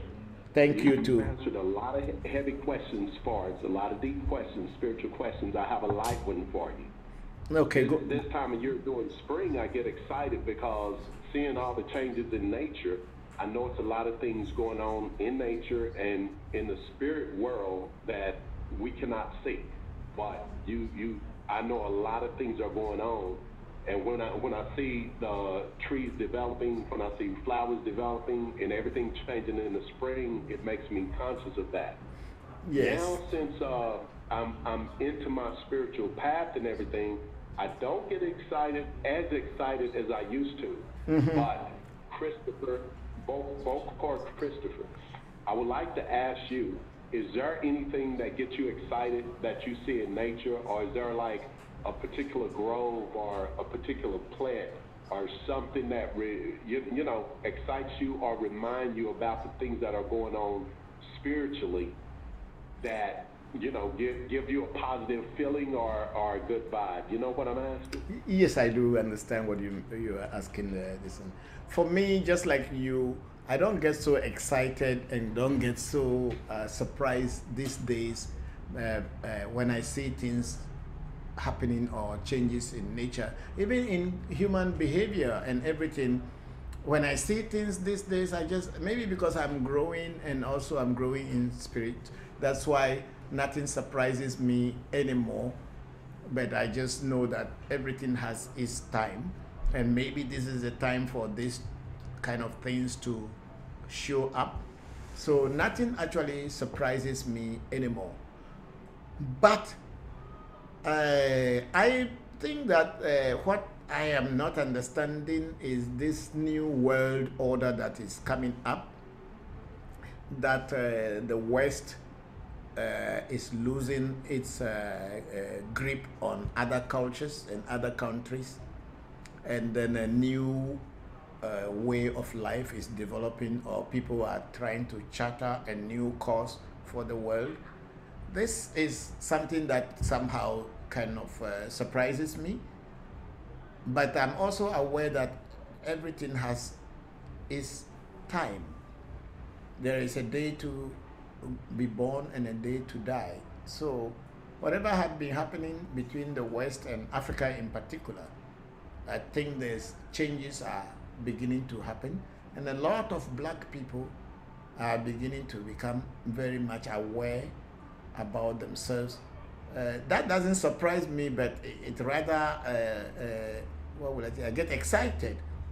I get excited that our people are beginning to understand the lies that had been told us for centuries, and trying to get out of the box and have free mind. And it's coming from all kind of angles, like people are in poetry, in songs, people who are speakers, and all these things are changing, and even to the point that even pastors, people we call pastors, are beginning to, some of them are now beginning to talk about our African traditional spirituality, and also condemning what they had followed all through. It rather excites me. I'm not surprised, but I know everything has time, so I'm not surprised. But it's very interesting, and I am hoping to live to see some changes in this world. Yeah, okay. Yes. Thank you so much for sharing your insight. And the next time I'm in Ghana, I look forward to coming by the temple. I am around. Thank you very much, SB. Thank you very much for that question. All right. Goodbye. Okay, bye-bye. Okay, so now please, ask your question. If I can ask my question now. Go ahead. Yes. You can ask your question now. Okay, thank you very much. You're welcome. It's related to the question that you were answering about your experience in India.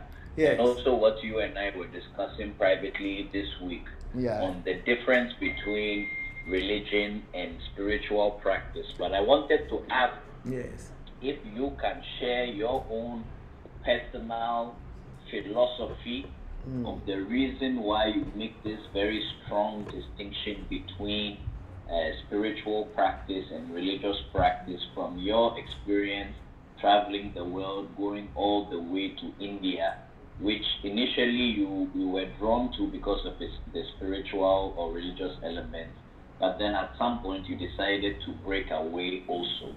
And so I wanted to hear and ask, how your personal experience traveling the world has influenced your personal distinction between spiritual practice and religious practice, even in the case of African practices such as Afa or Ifa or Voodoo or whatever it may be, because you always make the distinction that even in African practice, there's spirituality and there's religion, and even in general practice, there's spirituality and religion. But I think that's very much based on your own personal experiences. So I wanted to hear a little bit more about that, if you could share. Thank you. Okay, because for me, religion is a man-made, made by a group of people who decide to use the name of God to rule and control people to their own personal advantage.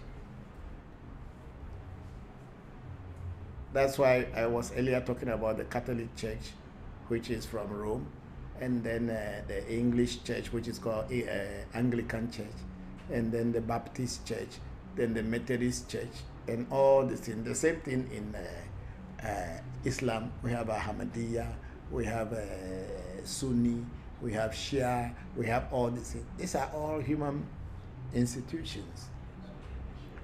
However, spirituality is a universal thing. It has no ethnicity, and it has no geographical location as where it should take place. It's a universal entity, or a universal discipline. So when I was saying that Voodoo is above all these religious things, because religion is just man-made, simple as that, where people want to rule you by using lies and intimidations to tell you that if you don't go through this way, you are going to go and end up in hell and be suffering. If I go to hell and I'm suffering, what is your concern? Is it you who is suffering? But then, when you don't have a strong mind, people can use such kind of things to lure you, coerce you to follow what stupidity they are teaching you. That is what religion is. Whereas spirituality is an inner awareness. I can be in India and I can still practice my spirituality.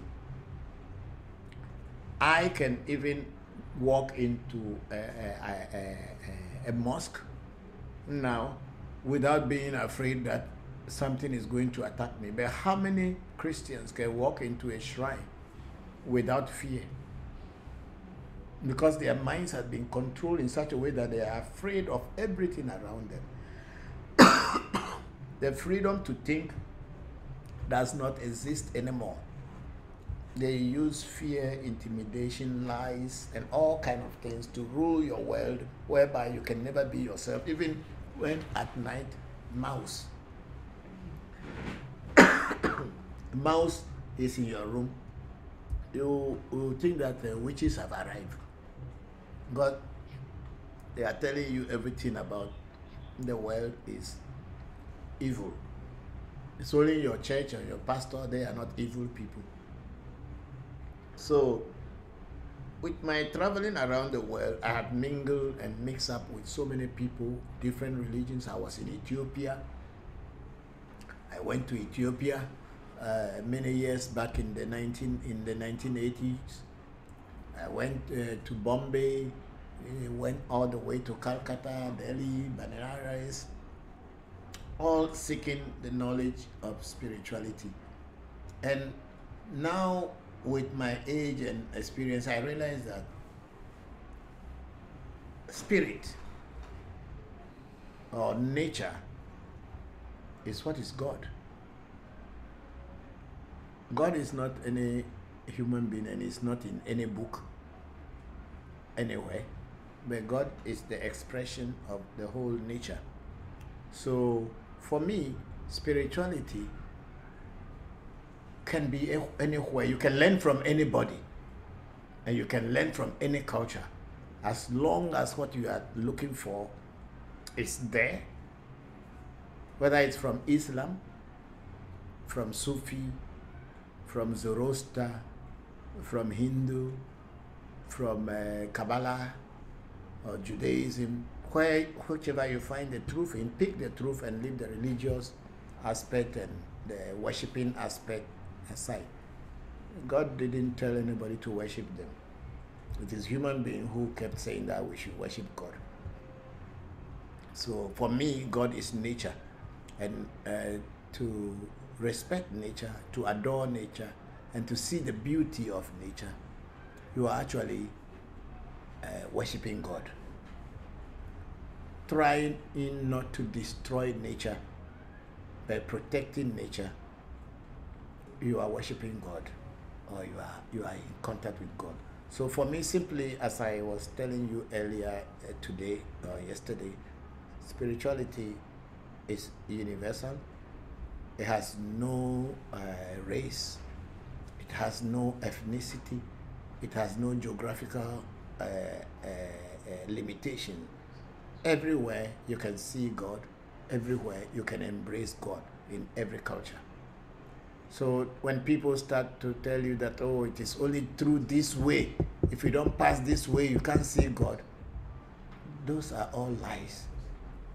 They're just finding a way to deceive you and control you so that they can tap from your resources. If they don't tap your knowledge, they'll tap your finances. That's all that they are at.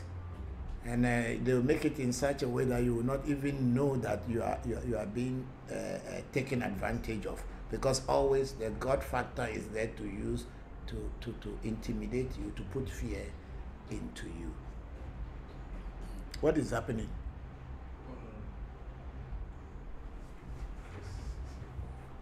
So that is it. Follow the truth always. Don't let anyone deceive you and tell you that there's a God in the sky. When you die, you go and see. The God is inside you, and the God is the whole world. Respect nature, respect yourself, and respect everybody in nature, and keep doing the best. The truth will always come up, no matter how long people want to suppress it. Yeah. I think that's all that I can say to you in this. Then if it is not very Thank you very much. if it is not very clear, you can ask me another question. Well, but it's very, very, very, very clear. I guess I have a follow-up question because now in our African society and in the world, a lot of people will say that meditation, that one too, is the spiritual practice. That is not any spiritual practice. Because people are not eating meat. Look, it's not. If you are not eating, if you are not eating meat, doesn't make you spiritual. That meditation, or you are just sitting there and sleeping and deceiving yourself that you are flying to somewhere. You're not going anywhere. I have done 12 hours meditation before. I only was sleeping. 12 hours. So please, see, when you encounter real spirituality, you don't have doubt anymore, because the encounter speaks for itself. You don't need to imagine it. You don't have to pretend to be. The thing shows itself. So you don't need to be trying to, when you sit down to do meditation, what are you saying? Namyo Ringyong, or Om Naba Shivaya. Where are you going? If you say the Om Naba Shivaya up to some point, before you know, you are sleeping. Or if you go on to say Babanam Kivalam, Babanam Kivala, before you know, you are sleeping. Or if you are going to take the Buddhist way, Namyo Ringyong Kyo, Namyo Ringyong, all these things, before you know, you are sleeping. A lot of people did this and they didn't see any result, but they will not say it. You know, human beings are liars. They are doing these things, they are not seeing anything, but they want to prove to the other person that I'm better than you. Then they'll start to say stories. Like people who come here that they are astral traveling every night. To where? Astral traveling to where? If you are having dream, you call it astral traveling. Because what I understood about astral traveling is totally a different thing. Because astral traveling, as I know, is to be very conscious and know where you are going. But in dream, you are not conscious. You don't know what you are doing. Things are happening and you wake up before. Sometimes you remember, sometimes you forget. But in astral traveling, you sit down consciously, you are navigating. And people who sleep in their dream and they wake up every night, they are astral traveling.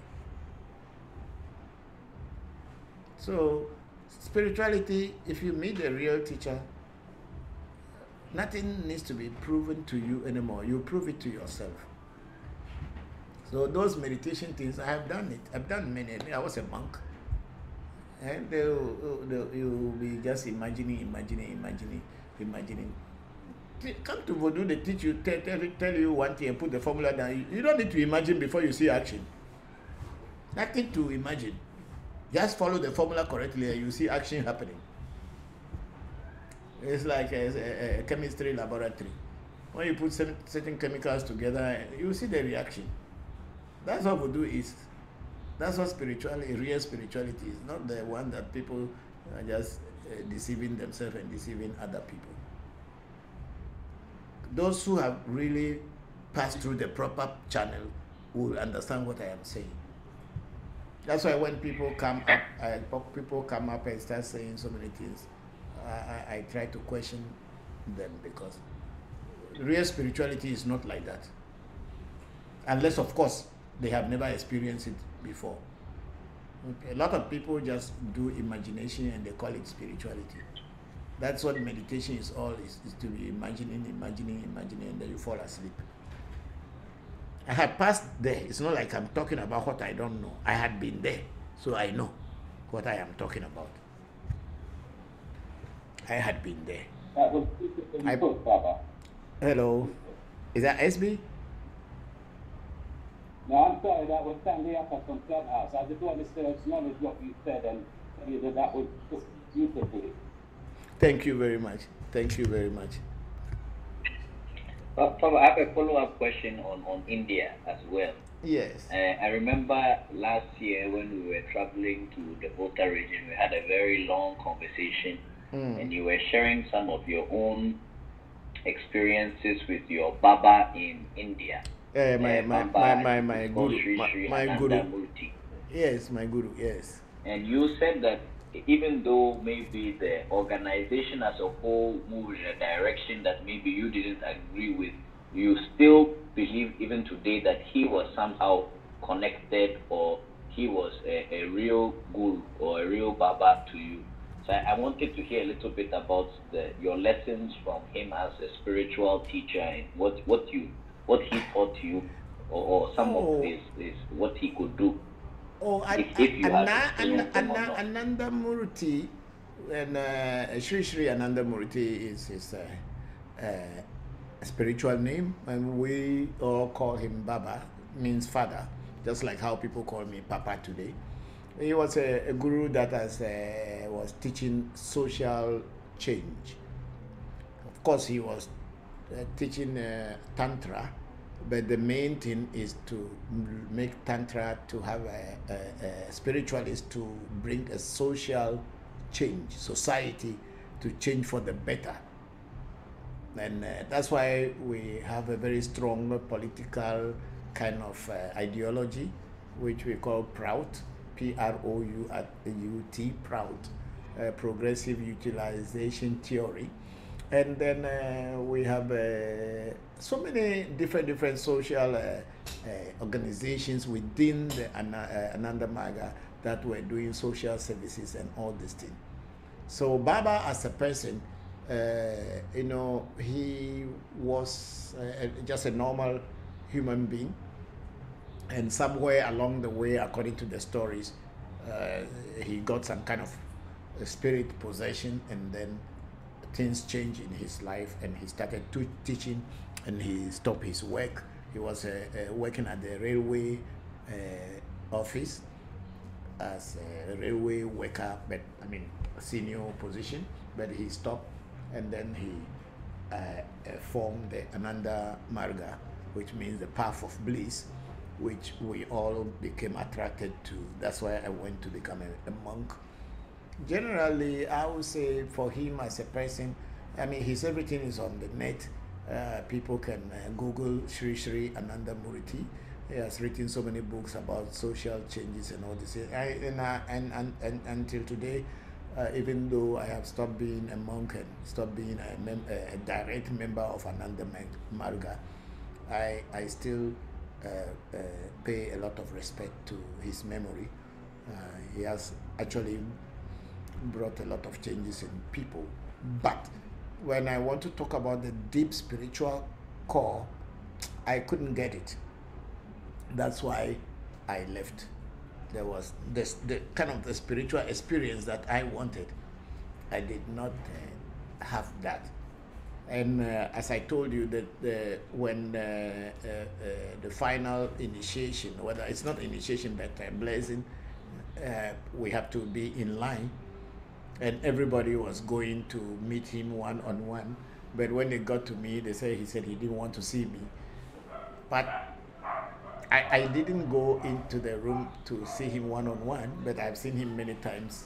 But later, everything that he told them at the room, I know already. So when I was telling my people, it was like, but were you also in the room? I said, no, but I know. So maybe that's why he didn't want to see me. But then it was not any hard feeling. I didn't have any hard feeling for that. So it's part of it. And where I have reached now in my spirituality, and I'm here sitting down today and teaching, had been something that I had been in my mind long time, that I will be here one day to teach. Whether to be teaching Hinduism or teaching tradition, that's what I didn't know. But now I know that my path is on our own tradition, and that's why I teach that. So Ananda Marga had been a very serious influencer in the way I think and the way I do things. Because the moral standards in Ananda Marga, those who follow it become great. Not that everybody who is or was in Ananda Marga follow those moral standards, but those who follow may still gain from it.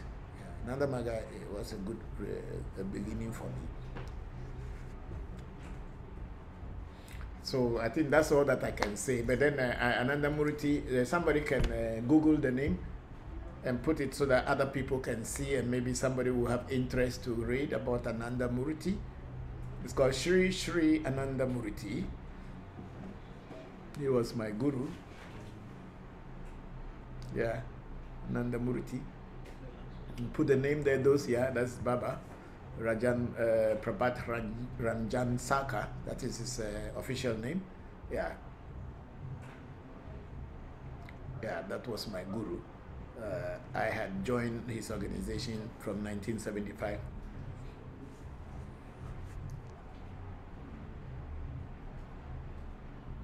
So how old were you when you first joined? I was 15 years, I think. I was only 15 years. But earlier to Very that... young. Yeah, but earlier to that, I had already been struggling with a lot of spiritual thing from the age of 12. So by 15 years, I was old enough to decide what to join.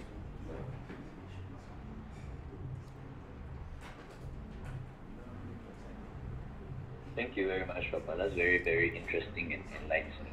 Thank you very much for sharing. Thank you. So those of you who want to read more about Ananda Murti, that's him there, and he's actually he is from Patna in India, but he formed his organization in what do you call it, Calcutta, West Bengal. So the organization has now split into three. After his death, people start to struggle over power, and the organization has been splitted into three parts. But I believe that the main organization is still there. That's why when a religion becomes something that people fight over, because people want either to be respected or people wanted to make money out of it or whatever. Yeah. So that's why I don't like religion. I don't want to be part of any religion. I want to be a universal being. Okay, Sana, thank you very much. I think I have just one question on Clubhouse from Angie. I am unable to open up my microphone to speak for whatever reason, but I've been going deep in research. Do you know anything about the emerald tablets of Thor and the Akashic records? That is Angie Fisher. No, I have heard about the Akashic records, but I think Akasha, the word Akasha is a Sanskrit word. Akasha means the sky, or like how we have a cloud storage today. That is what the Akasha means, the sky, or something to do with the sky. So when they say Akashic records, means records that have been stored up in the cloud, which today science has said they have cloud and they store things in cloud. It used to be called Akashic record storage. I have read about it and people spoke about it, but I have never ever known any Akashic record. But what could happen is that when you are developing spiritually, this information automatically will be flowing into your life and to your teaching. So I think that's what it is. But see, sometimes people worry themselves too much of trying to look for these records. It's not going to change anything. What you have been taught, keep it, work it out, and those records, or if they ever exist, it will come to you. And the emerald tablets of Thor, who has ever seen them? It's all stories. Somebody will write plenty thing about it. They can't perform anything. So Angie, practice makes you perfect. Looking for those records and anything, it's just stories you'll be hearing. It does not give you any spiritual growth. The spiritual growth is in the practice that you practice and seeing practical seeing practical results. That is what it is. Akashic or the emerald tablets of Thor, just like how the 10 Commandments were also written on a tablet, they say so. So it does not really matter. I'm telling you because I have been into all these religions and all this, and it is just more story than practicality. It's more of story. And people will sit hours and be talking about these stories as if they have been part of it. Talk about your experiences. Teach people from your personal experience. That's what I believe in. Thank you very much, Angie. And then I think there was someone here saying hello, Alexandria, Victoria Chroma is saying that it's from hello from Canada. Thank you very much. And then Alexandria say hello from Canada too. Then we have Marina say, Toby, can you put on 2 different rings from 2 voodoo on the same finger without problem? It depends on what voodoo you are working with. I don't know. It is the person who is giving you that ring or voodoo should be able to tell you. For me here, I can't tell you because here we wear so many rings. No problem. Even as you see me here, I don't know whether you people can see well. See, I'm wearing a ring. This ring is a different ring from different voodoo, and this one too is from a different voodoo. I'm wearing them all, and I am wearing my Buddhist ring that comes with this locket, and I am okay. Nothing is happening. You see, that's why I say practicality is the word for spirituality. It is not imagination and stories. Who say if you wear 2 different voodoos, there will be problem? Are you not the one who decide to wear them? Are the voodoos controlling you, or you are the one controlling them? Are they the one who pay money for the ring, or you are the one who pay money for the ring? Let's be realistic in our practices.